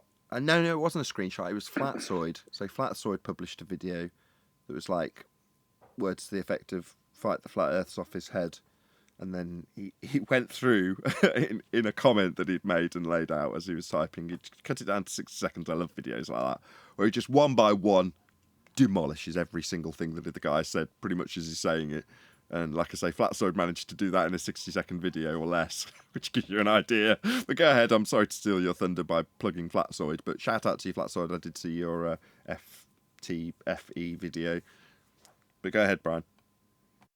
No, Flatsoid is ace. Flatsoid is he really annoys them because he points out just logical, obvious things like that don't make any sense with their claims. No, Flatsoid is brilliant. No, I was just I don't know what I didn't see Flatsoid's video. I only saw what Mitchell posted earlier, which was the Fight the Flat Earth and Simon Dan are willing to delete their channels and go away or whatever. I don't know. If someone can show them a citation that supports that the internals of a circle 2D of equal altitude is a flat plane. Now, there's a couple of problems. Sorry, with that. just stop 1 second, Brian. Let me just summarise what they're asking. I'm rubbing my eyes in frustration in case you can't hear that. So they're asking about a circle, correct? Yes. And that circle is described as a circle of equal altitude. Equal altitude. So a two-dimensional shape that is very specifically detailed in its description of as being equal altitude. They're asking how that can be flat. Is that correct? Yes. Sorry, if I had a button with clown music, I've got a voice. Dun dun dun dun dun dun dun dun dun dun dun dun dun dun dun dun dun. And you're not wrong for doing that. That's level. I really like the Sinatra song. I like the Sinatra song. I did that on my show today. No, it's a clown show. I think Nathan's clown music fits perfect. Yeah, but the Sinatra song is better though. is really, it's so soft. It's I don't You're talking know about the one Sending I'm the talking Clowns. about, No, right? I know Sending the Clowns. That's not Sinatra's Yeah. song. He just Oh, sang sorry. it. So it Is that doesn't matter because Sinatra? that's not as good as. No, he didn't write that. He didn't write that. Oh. Right. He sang it, but he didn't write He it. didn't write a lot of stuff. Okay, this is a fascinating Frank Sinatra What has discussion. this got to do with Flight the Flat Brian, Earth? go ahead, Brian. Exactly. Brian, do you want to summarise your point about Yeah. Fight the Flat Earth? Yeah, because the first point that people will go to is circle. It's a 2D. Forgetting what there's two problems. There's three problems. That's actually the third problem. First problem is he's completely whitewashing the whole process of attaining this circle of equal altitude. So he's avoiding the angle with the dip and height of y corrections, and the fact that the baseline of the right angle triangle is going to be the radius, straight line radius of the circle of equal altitude. It becomes a diameter, blah, blah, blah. And then he's also, on top of that, the next thing that they're doing, that I'm not forgetting about now, is it's gone on my head. I got distracted. It's not a problem. It gives me an opportunity because while I'm doing this, typically it jogs people's memory. So shout out to Flat Earth Sage. He says, thanks for all your hard work. You do really appreciate the show. I'm pretty sure that's directed towards everyone on the panel. So thank you very much indeed for the support. Obviously, that's coming my way. Screw all of you on the panel. None of you are getting any of that $5. That's all mine. But the sentiment, you can all have that. I'll separate that up evenly. Thank you, Flat Earth Sage. I really do appreciate the support in all seriousness. And there's 130 people watching, so someone's definitely smashed the share button. Thank you very much if you shared the show. If you haven't, please smash the share button. That's the only reason there's a lot of people watching. This is fringe content. So if it wasn't for the people sharing, there wouldn't be anyone here at all. I remember. I'm sure John can Brian's got his point explain back. circles of equal altitude working on his spherical kitchen. God. Sorry, George. Go ahead, Brian. Hopefully you've remembered. Okay, Nathan. Yeah, it'll be quick enough. Yeah, they're looking for a citation that the internals of a two-dimensional object, which is a circle, will be flat. Like a citation. Who's going to write that citation? You know what I mean? You can show. Like, what citation do they want? Do they want someone from celestial navigation? Someone from navigation? Sorry, like a mariner or something, stating that the internals of the circle of equal altitude is flat. Because we can show them where they say this, but do they want an actual citation from someone who makes a point of writing a citation? Do mariners write citations? Well, yeah. If a citation's anything that's written down that's in reference to the point you're making. So, yeah. Yeah, so we could show them something from one of the official documentations. That should be enough, shouldn't it? I was going to say, beautiful segue. 10th, got your LOP on screen. Yeah, it's right here. To ensure that the object is at its lowest possible point, the sextant is rotated along the axis of the telescope, and the time of measurement and altitude are noted by measuring the angle theta of the known star from the horizon and using a book containing known reference values for the star in question at the time of measurement. It is possible to determine the distance r along the surface of the Earth to the point to which the star is exactly overhead. Here we go. From this, a navigator knows he is on a specific circle along the plane of the surface of the Earth. I just quoted it. Take down your channels. They're Welch anyway. Yeah, they're liars. Send that to me, They're not going to do anything. All this has done is worked beautifully in respect that it's got us talking about them, which helps their channel growth. It helps them. Now, it doesn't matter that they're lying through their back teeth and are never going to delete anything. It doesn't matter that you've just proved it 10th. They're liars. Oh, I know that. Do you think that gravy train that's befallen Dan, for whatever reason the YouTube gods have smiled on him, do you think he's going to kiss goodbye to that? Because you've shown this and proven that he's completely idiotic. No. I did that already with the clown music. Shall I go and tell him? No, because me now engaging in him, saying, you should be taking your child. Yeah, that'll just help him. Meanwhile, we've proven the point. I know you're trying to interrupt to say no, but I still want to show it. Yeah, I'm never suggesting that you don't. No, And I'm not interrupting for that. I'm saying I know exactly, and I have your same sentiments, but I'm doing it for the audience. exactly. They're what they do is they make out these claims like, well, if you can show me this, and then we do, and then they go make another one, never retract the falsehood from the first one that we proved. So yeah, they're known liars. That's obvious. That's Right. why I said under the thing today, he will welch on his bet. Don't even listen to them anymore. Of course, I never do. They don't listen. They will ignore the bits that they can't overcome. I mean, a case in point would be Thunderfoot, who made an absolutely idiotic assertion that gas goes down, go boom boom, like bouncy balls poured into a fish tank. Now you can show with natural law that he's wrong. When it comes to gas, he's completely idiotic. Have we had any retractions? No. He made a follow-up video that completely ignored it.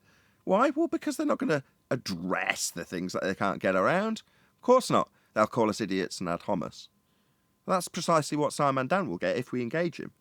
Now, with me, I'm fairly reactive because I'm lazy. So I'm never going to proactively contact Simon Dan or get involved with anything he does. I'm not interested. It doesn't interest me. But when someone proactively tweets me, not that I even check my Twitter, it just happened to be there when I was sharing something on Twitter. I was like, what's this in the background? Simon Dan? Hello? You and your reference frames are ruined. What's this? A picture of a man not drifting? Debunking the very notion that we've got a drift on your side of the argument with your globe Earth claim and your reference frames with your drift that the globe Earth's supposed to have. You're telling me how that's ruined? Wow, this is golden. Thank you for contacting me proactively, Dan, with your tweet. But that's the idiot level. They want us to engage with them. I can't remember who said this recently to credit them. They need us. I think it was Adam. Yes, they need us. Anti-flat earthers, we're against the entire Western worldview of a globe. They're against flat Earth. And often against the globe without realising it. This is a case in point. They've got Simon Dan telling me, a flat earther, that I don't have any, reference frames, that would be globe Earth reference frames, are, quote, ruined. Talk about smashing your face with a hammer.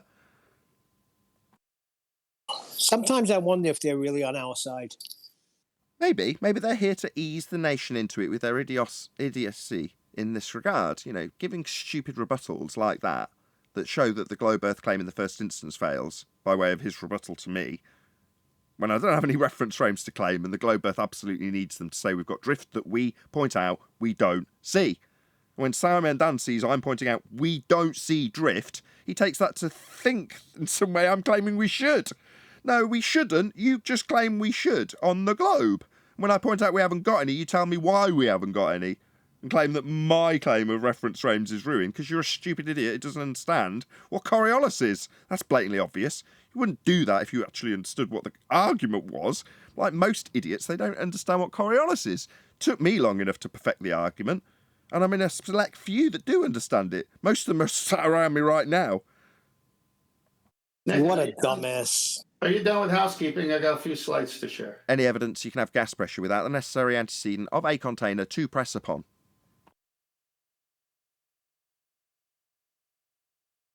Weight. Weight is down. Gas isn't going down. It goes in all directions. Next. Oh, they're claiming a dielectric acceleration, that incoherent dielectric acceleration causes gas to come back down. Gas doesn't go down. Same again. response. Gas doesn't go down. Same response to Thunderfoot. Gas isn't the same as a solid bonded bouncy ball. Gas isn't going down. Gas doesn't go down. Go boom boom. It's not following a single vector. It's not weight. It's not capable of being weighed. Gas expands in all directions. It will fill the availability of volume it has to fill. That is gas behaviour. It's not going down. If you release a gas into a vacuum, it won't form a puddle at the bottom. It will fill evenly throughout whatever containment that vacuum provides. No longer a vacuum because it's got gas in it. And that gas will just expand in all directions. Now, if you've ever seen I think it's called explosive decompression, where you've got a vacuum chamber and you essentially open the valve, what happens is a massive, vast inrush of gas. And then it equalises with the pressure around it. Why? Because it's distributed itself evenly throughout the container, as gas does. It doesn't suddenly pool at the bottom. No, it's not liquid and it's not solid. It expands in all directions. That's gas behaviour. Ergo, if the sky was a vacuum, then the gas we breathe would fill that space. The same exact explosive decompression, or in this case, gas equalising into the containment of a vacuum, former containment once you open a valve, that would be what our gas would do with the sky vacuum. Dissipate into it rapidly. Furthermore, we wouldn't ever have a scenario where that could happen because we'd never develop gas pressure in the first place. A gas would come out of the ground, a gas particle, and just fly off in whatever direction it flies and continue to do so. It's not going to get to a Kármán line and go, you know what? I quite liked it back down there. I'm going to violate natural law and just turn around. No, gas just carries on in whatever direction it's got until it hits something. Might be another gas particle if you've got a high concentration of gas. Moreover, if you're the first gas particle ever leaving the ground and you want to develop gas pressure over a planet that's spherical, you're going to need to hit something and come back again. Not have a vast area of vacuum to fill, because you'll just dissipate into it. That's what gas does. Hence, the sky vacuum, that would be outer space, a space for gas to fill, is fake. There is no space with rockets. All of their claims of heliocentric stars in space is lies. We do have stars, that's obvious, you can look at them through a telescope. We certainly don't have orbital motion and a sky vacuum with them moving around the sun. Preposterous nonsense. Lights in the sky are not occupying a sky vacuum. We'd all be dead. As far as the gas particles, they're always telling me that they don't have enough energy to escape the Earth. Unless they reach absolute zero, that's totally absurd, because the energy level is never going to reach zero. They're always going to have motion. They might change phase, but they're always going to behave as gas if they're gas. That is to say, they're going to move in whatever direction they are moving until they collide with something. Yeah, is colliding with something or another particle is the only way for it to change direction. Is that right? That's correct. Yeah. So if it comes out of the ground, slow down. No, doesn't. Well, it might slow down, and then turn around. It might slow down, but that makes no difference in terms of what it's actually doing and the vector it takes. Once it's acquired a vector, left the ground, it's released from a gas pocket. As individual particles, because they are unbonded, not attached to the ground or each other, they fly off in multiple directions, all vectors. Now, if there's nothing impeding them, this is the start of life in a heliocentric world. That is to say, there's nothing in the way. They just come out of the ground and, I was about to swear, dissipate into space. Well, that's all that would ever happen. You'd never achieve gas pressure. And what do you know? We've got gas pressure. That means that we must have containment. It's the necessary antecedent for gas pressure. Something to press on. So John's kitchen doesn't have it all. John's kitchen does have containment. Jorge saying you've got a problem, John. Go ahead, Jorge. Have it out with him if you feel necessary. He's not even here. Well, I'm just saying, the dispersion of the gases from the kitchen to the corridor will depend how wide open the door is. Yeah. That's okay, isn't it? I'm just saying, he needs to take these things into a model. Not if the hallway's a vacuum, then it'll just tear the door open as it pulls all the gases out. Well, the hallway's not a vacuum. It's got pressure.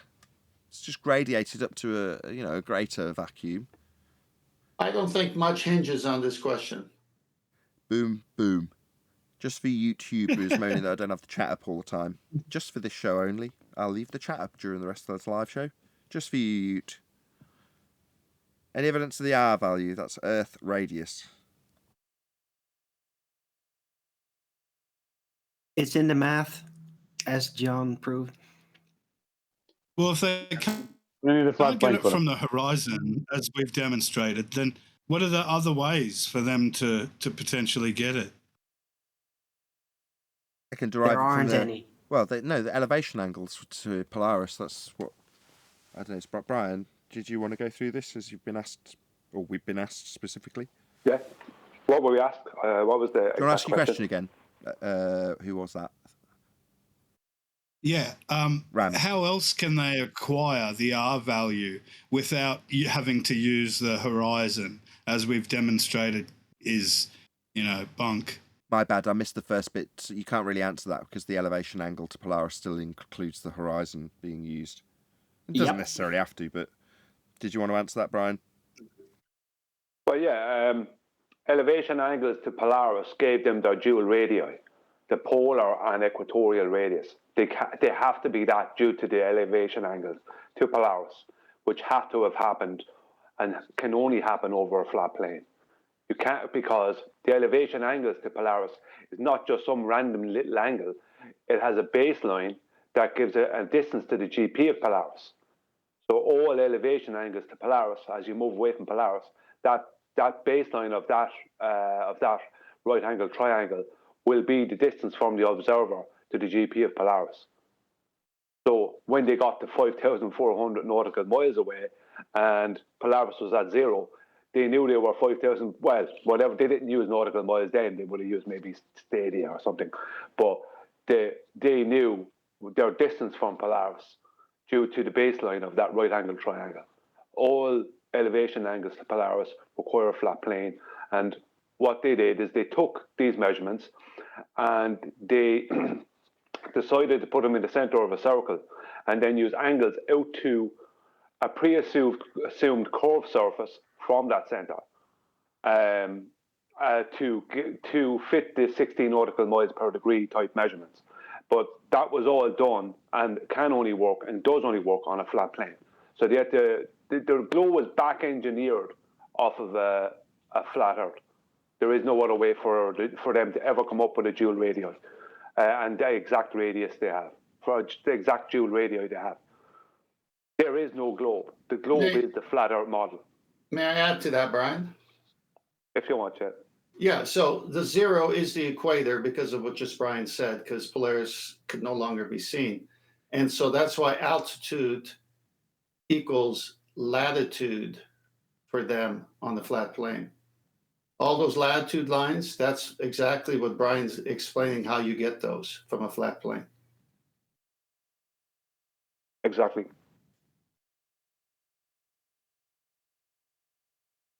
I think that's it for housekeeping. Did you say that you wanted to... Yes. Let's round off the show with some slides. The one with the sun and zenith and elevation or altitude. You see that? Right after the sailor on the boat. Just before 10 goes, I just want one last thing to say. And I just wanted to say it at the end of what I was saying is this is why they will never come up with an origin to their radius value.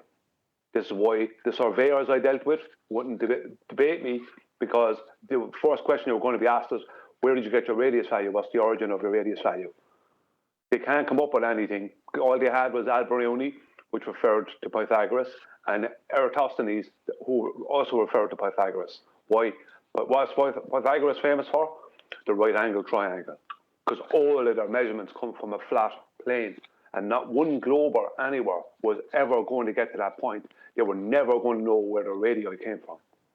We can tell them where it came from. Flat Earth. Yeah, they're just used to slipping in the presupposition of R, right? Through a mind experiment. That's what they do. That's what they have to do because the Earth is flat and their entire geometry and model is based on the Earth being flat. Go back to the one with the sun. You're going too far forward, Nathan. It was right after the 3 circle of equal altitudes. Okay, I'm on it. Start. All right, I'm so, on the right one. Yeah, so zenith, you got the one with the sun? Yes. The zenith? Okay, so zenith and elevation or altitude, you can see, this is why they don't want us to say 90. Right here. Okay, the one I'm saying, yeah, there you go. Now it's just popped up on my screen. So this is why they don't want you to do 90, because see, whenever you read in their books, you got the zenith and then you got the elevation or altitude. You can see it forms a right angle. Next image, please. Complementary angles. 2 angles are complementary if their angle measures add up to 90 degrees. Complementary angles. You can see adjacent and non-adjacent here. assuming the measures of angle 3 and 4 above add up to 90 degrees. What's the language in all the nautical books? 90, 90, 90 to nausea. So there you have an adjacent with a 90. Next slide.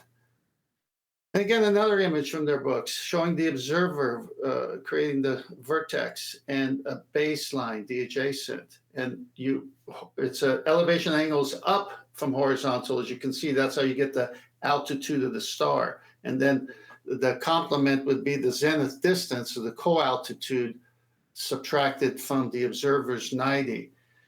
You could easily draw that line from that star straight down, and that would be the subpoint or the GP of the star, giving you a real 90 as well. Next slide. Just like this, here's the object, so let's just keep the sun as the object. And you got the baseline, the adjacent, the horizontal. There's your 90. And what's that line of sight? Well, that's what you're looking through the sextant. That's the hypotenuse. That would be the hypotenuse. So you got to have the line of sight. You just can't have, a perpendicular. Here's your right angle triangle. Here we go. Next slide. This is what they have to work with. Everything they say with celestial navigation, this is the maximum altitude that they subtract from. So that means they're working with 90 all the time, because this is the maximum, because it's the highest in the sky above you would be any luminary. Next slide. Okay, get rid of this slide. I reposted this one as the back one just because it doesn't show well. So we'll see this at the end. All right, so from their own books, elevation angle measured up from the horizon.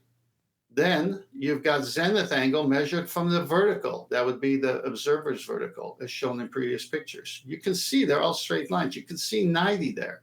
Okay, so then you do the azimuth to get the measure from the north.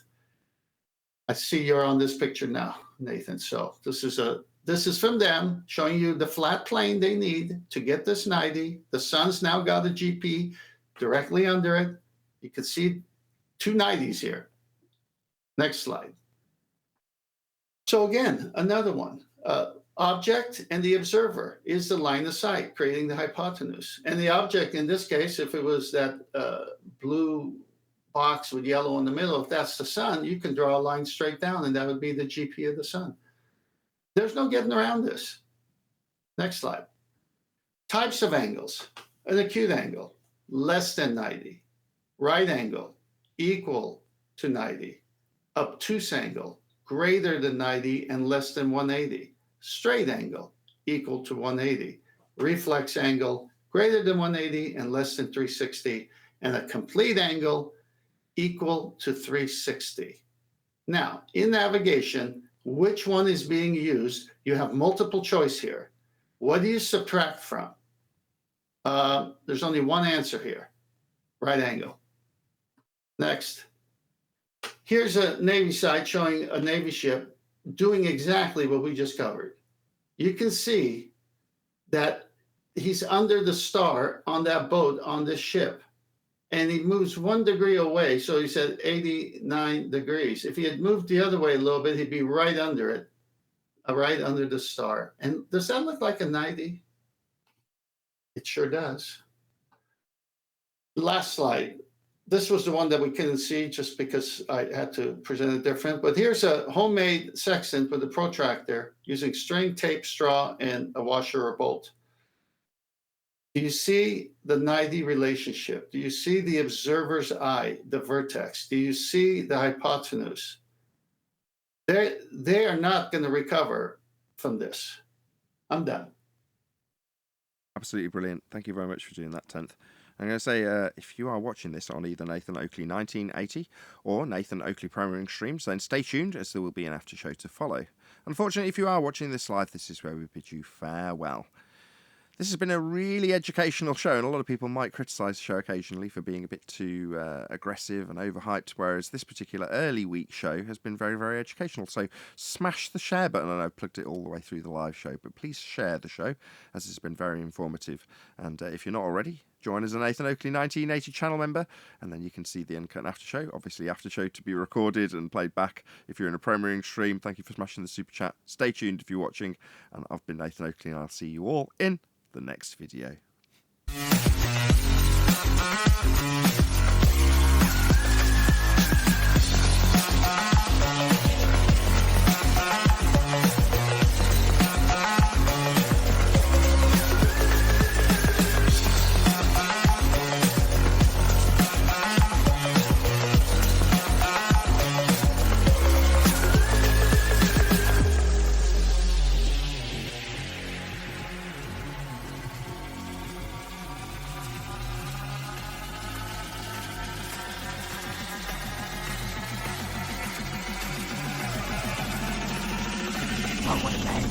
What a lovely day!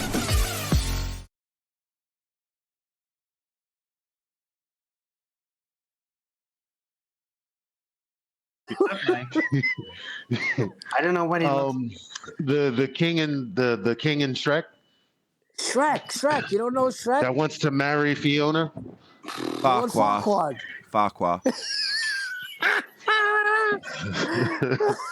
That's cold.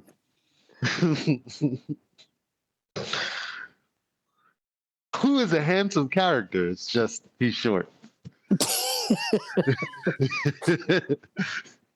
So how did this come up? What about that particular DreamWorks I said, Napoleon?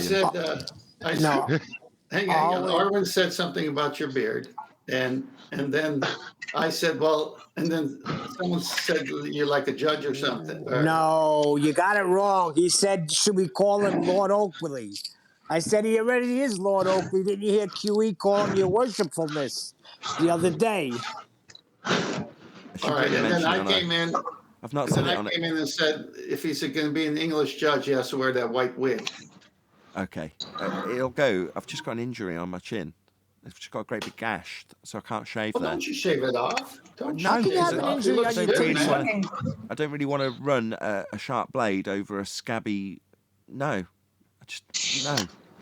It looks good, Nathan. It actually looks good. Nathan, don't shave it off. I don't want it. I'm not interested in beards. I just want to cut. I just want to shave it off, and it's irritating. This is it's a new era in handsomeness.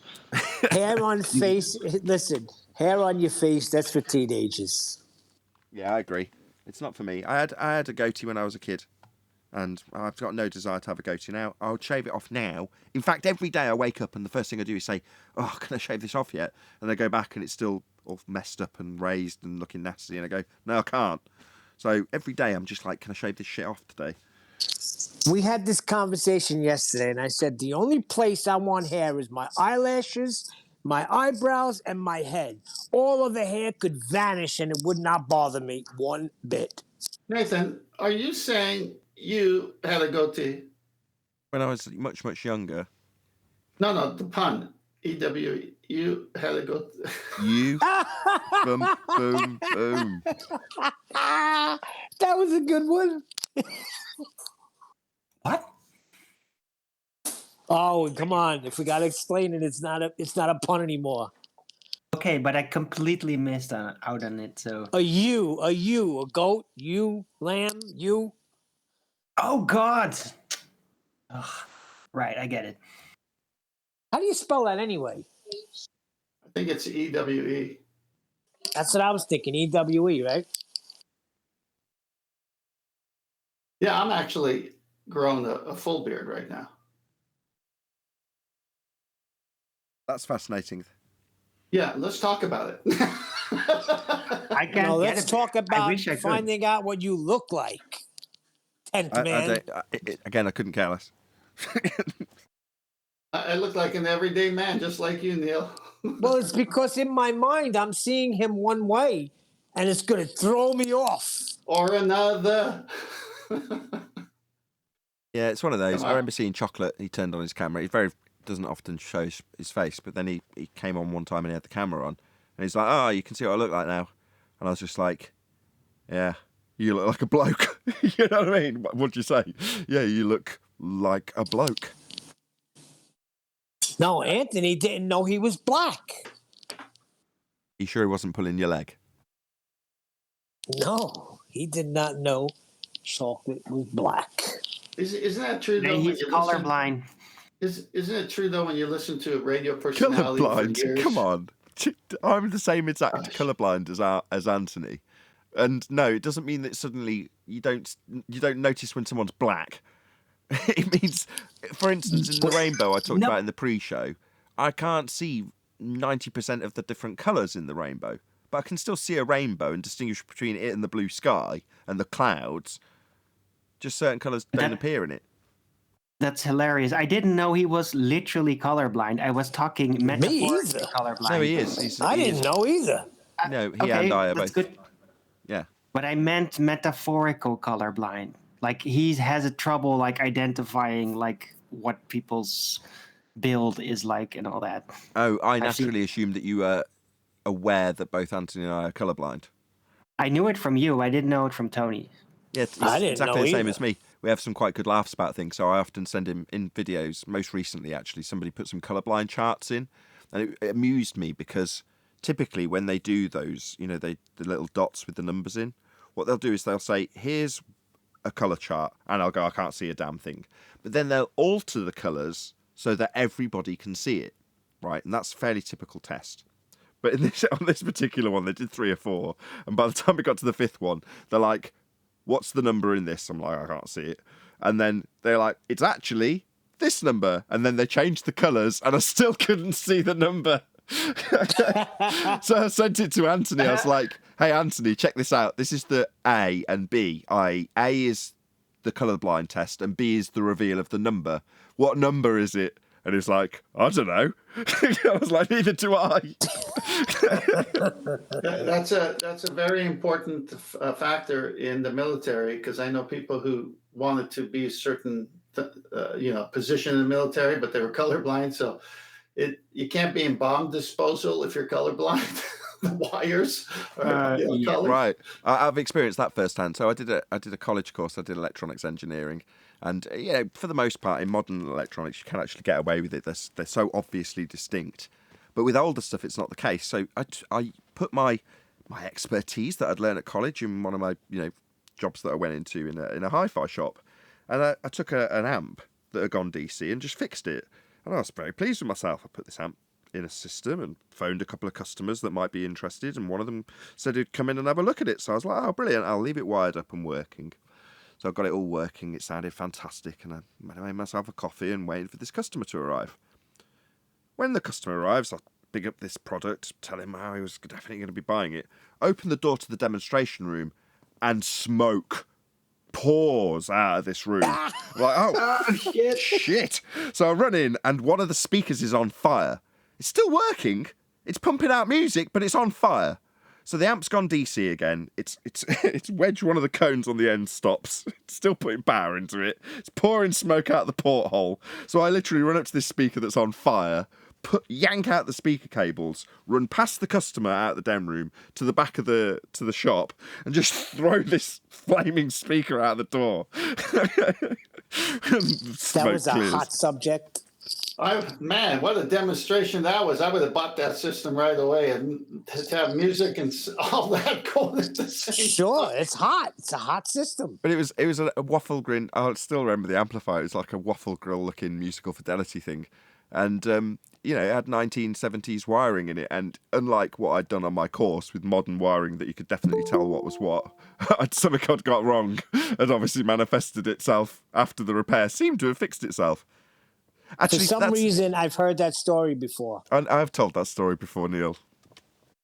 Oh, okay. Probably way too familiar. If you're a regular watcher of the show, you've probably heard it 6 or 7 times. There's a good chance of that. Yeah, every time you say it, it gets me amped. It's got more volume to it this time. Nathan, sir. Hello, QE. Yeah, but did you get in treble? No treble. Nathan, sir. Hello, Quantum Eraser. Good to have you. Yeah. They can't hear you in Discord. They can't hear me in Discord. Oh, right. Nope. Let's see And if I where can- is Virus? Wasn't he supposed to be here today? It's just going to be something because once the transition goes from live show to after show, sometimes I have to drop and rejoin. So do other people in Discord. It's just a glitch. Let's see if I'm flashing now. Where am I? Can you hear me in Discord now? Check Discord. Can someone say hello if they can hear me?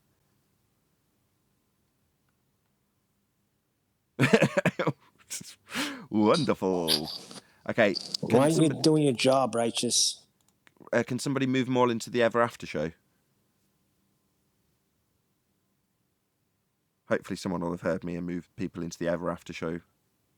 Nathan, whatever you do, don't touch any wires, okay?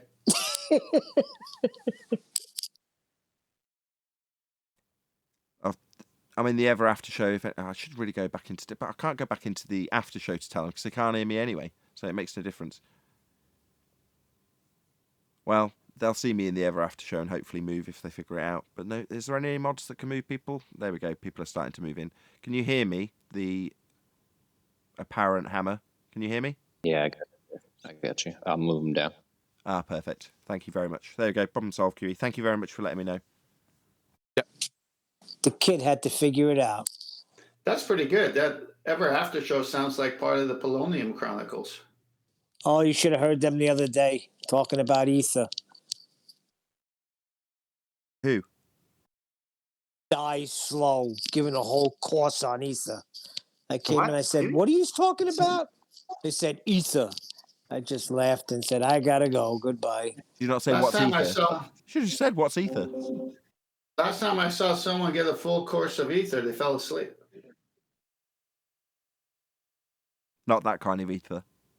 Oh. Not They full know marathon. where I appreciated stand with that. ether.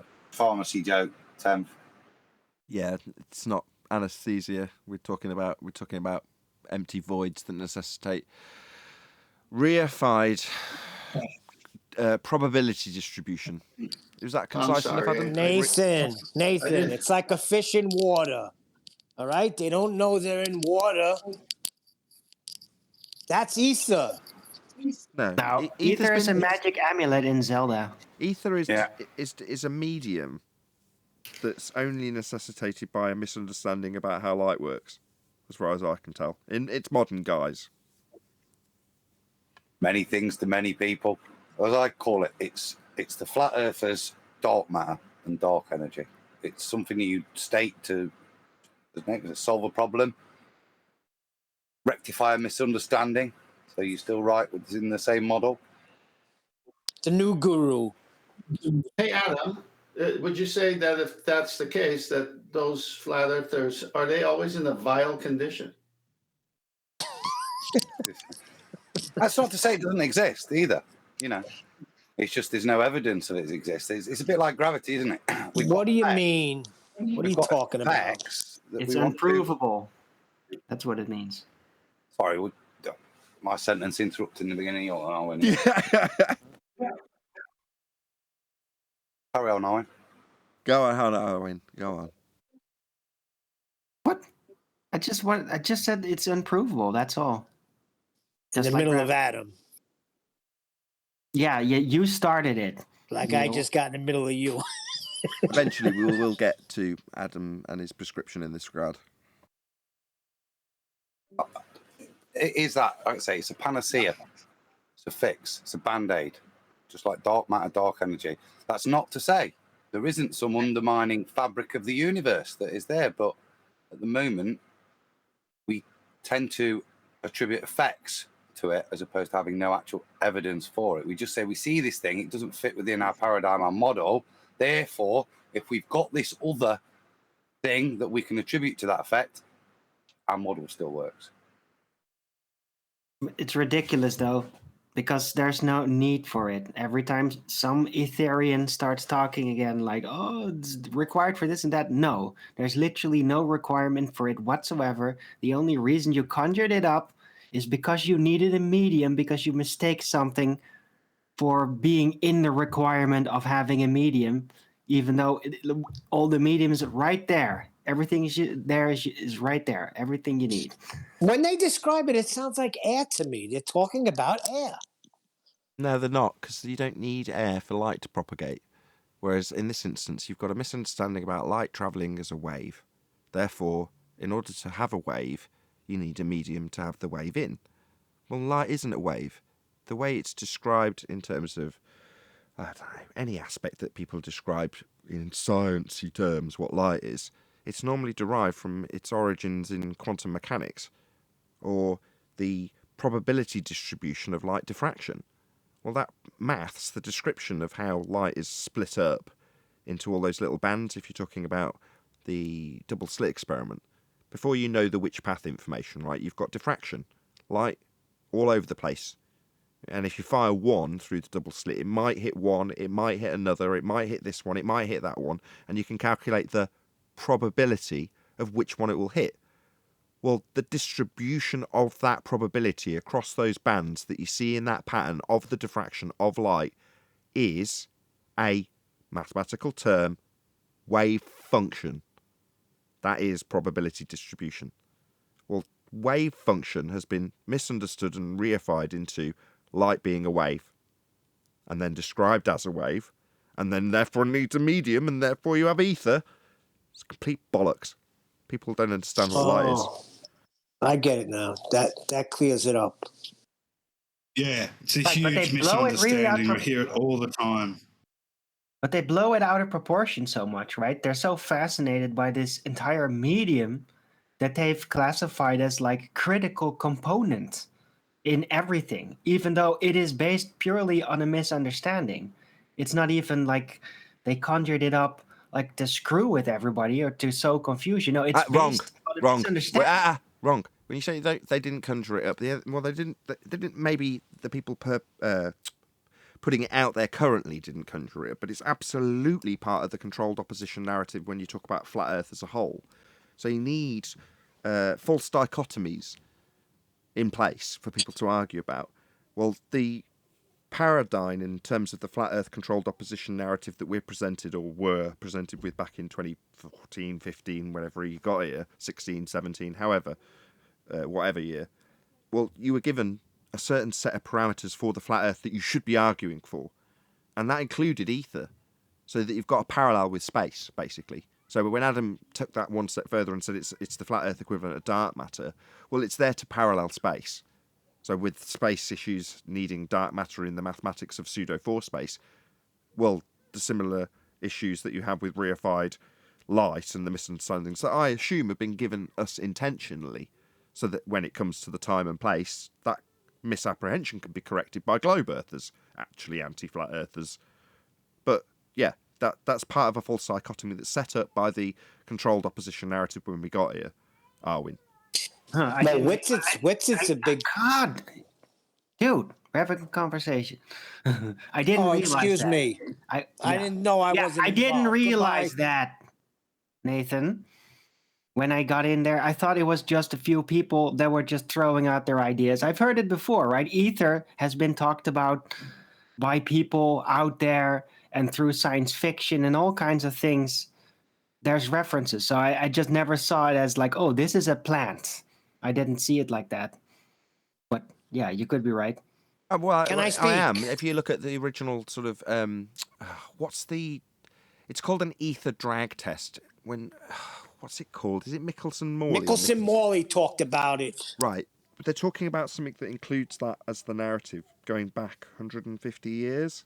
So, from the onset of globe Earth and its foothold being very much established, you've then got this new rhetoric that includes ether that does beautifully parallel the claims, so that you've got a nice false dichotomy setup when these two things get argued about. And which one do you think's going to win?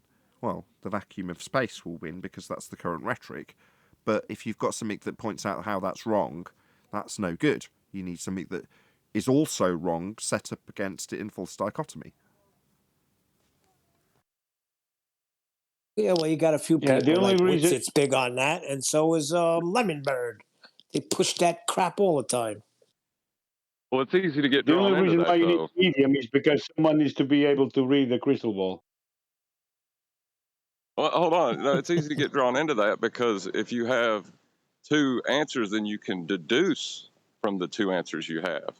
You know, it's not empirical or anything like that. It's just deductive reasoning, but doesn't mean it's right. It's one of the problems with deduction. I did. I fell into it. I bought that hook, line, and sinker. It wasn't until I got here that I was set straight. You know, when Lemon Bird does it once or twice, I let it pass. But when he does it that third time, it gets to me. You gotta know the Looney Tunes to get that one.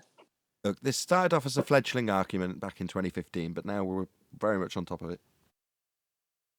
Very good with the Tweety Bird.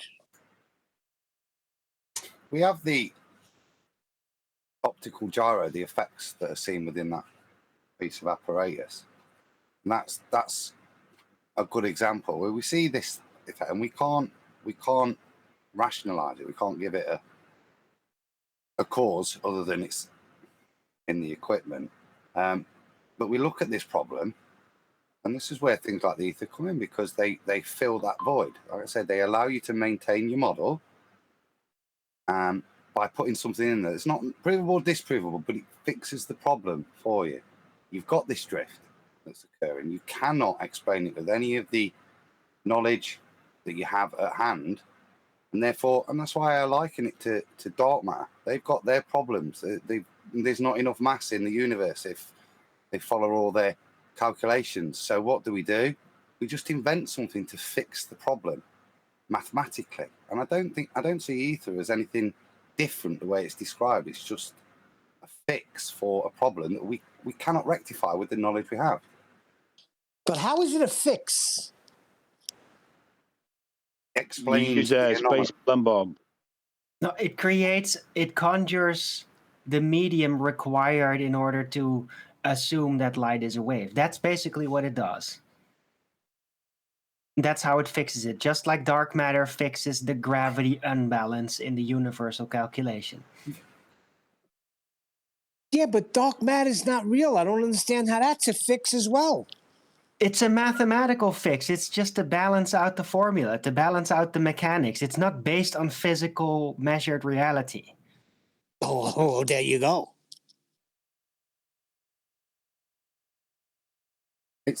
I'm not sure which wave of flat earther this guy was, but we've talked about different waves, and some of us are still ascribed to ether. Some of us don't. Bloody phone again. I've lost my train of thought with that now. Come back. Some of us ascribe, some of us don't to ether. Go ahead. Yeah, thank you. Globebusters, a couple of weeks ago, was interesting. There's a guy, I think he's 2 or 3 years into this. He seems very knowledgeable about magnetic fields and was presenting stuff, his understanding of why we see the star of the heavens and how the skies render with all sorts of magnetic explanations, very in line with what Bob Nodell was talking about. But what was interesting when it got to the end, Bob tried to introduce the ether as part of the solution for the effects within the optical gyro, and it actually took him by surprise. He didn't laugh at it, but he was quite clear to say, no, I don't think it's got anything to do with that. It's to do with magnetics. It's to do with the magnetic fields of the Earth. So there's lots of people that are exploring things, I think, that aren't necessarily provable, and they're coming up with different ideas, is my point here, for the same issue. So it's not attributable to a definitive cause, but we can see the issue, and people are ascribing a solution with that ether, rotation of the magnetic field that's causing this distortion in the light. But none of it, all of it's guesswork. It's like saying it's trying to fix a problem without knowing the cause of the problem. When you said guesswork, I thought of Michio Kaku's quote. It's a bit like that, isn't it? It's throw some stuff at it, throw some postulation at it and see if it resolves the problem. But none of that postulation is empirical or provable or even demonstrable, particularly in the case of ether. Give me a bag of ether. Then let's talk about it. Give me anything that actually demonstrates ether other than a proposed effect of ether.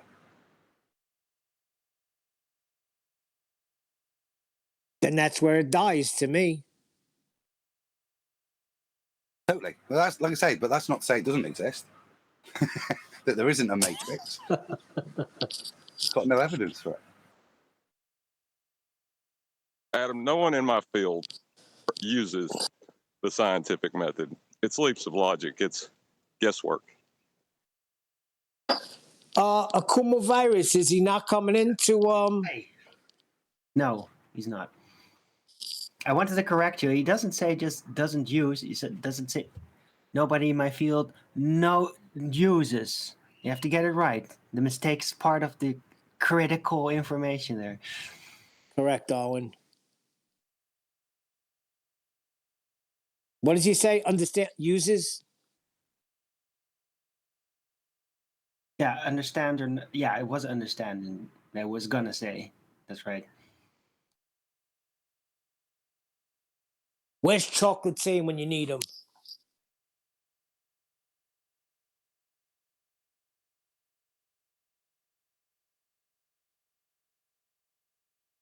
He hasn't been around in a couple of days, has he? Yeah, I'm gonna have to speak to the boss about him. It's a Monday.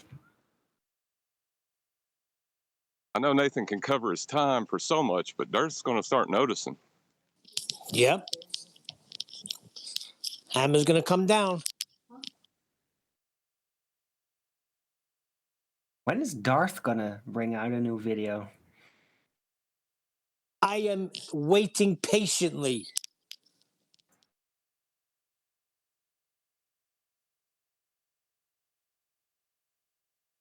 I even sent him a few comments to get busy and make a video.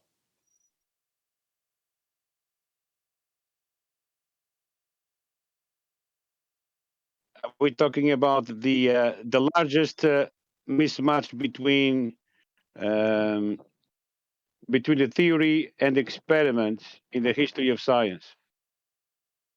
No, that's a different quote. That's a different quote.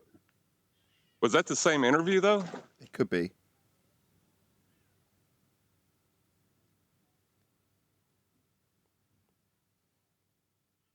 Yeah, this one it says, usually in science, there's if there's a factor of 2 or a factor of 10, we call that horrible. We say something wrong with the theory. We're off by a factor of 10. However, in cosmology, we're off by the factor of 10 to the 120th. That is with 120 zeros after it. This is the largest mismatch between theory and experiment in the history of science. Michikaku. So, QE pointed this out after reading that out on Ballbusters over the weekend. That they're Jedi mind tricking you. What experiment? What theory? Mismatch between two things you don't have? And then describing the whole thing as science? You don't have any of those three things. This isn't science. There is no theory, and there is no mismatch with any experiment because you haven't got any. Wait a second, there was a Ballbusters this weekend? No, weekend before this one that's just gone. Oh, okay. That was my first thought, actually, when I heard that quote, was what was the experiment that he was comparing that to? Yeah, he wasn't. He's referring to the model, but he's trying to call it an experiment. And of course, it's going to be off. It's derived from a flat plane. It's the necessary error built within the model. Isn't he comparing the model to this experiment? Right. He's equivocating, and models aren't experiments. Well, basically, he's saying that he's more than 5% that they're off.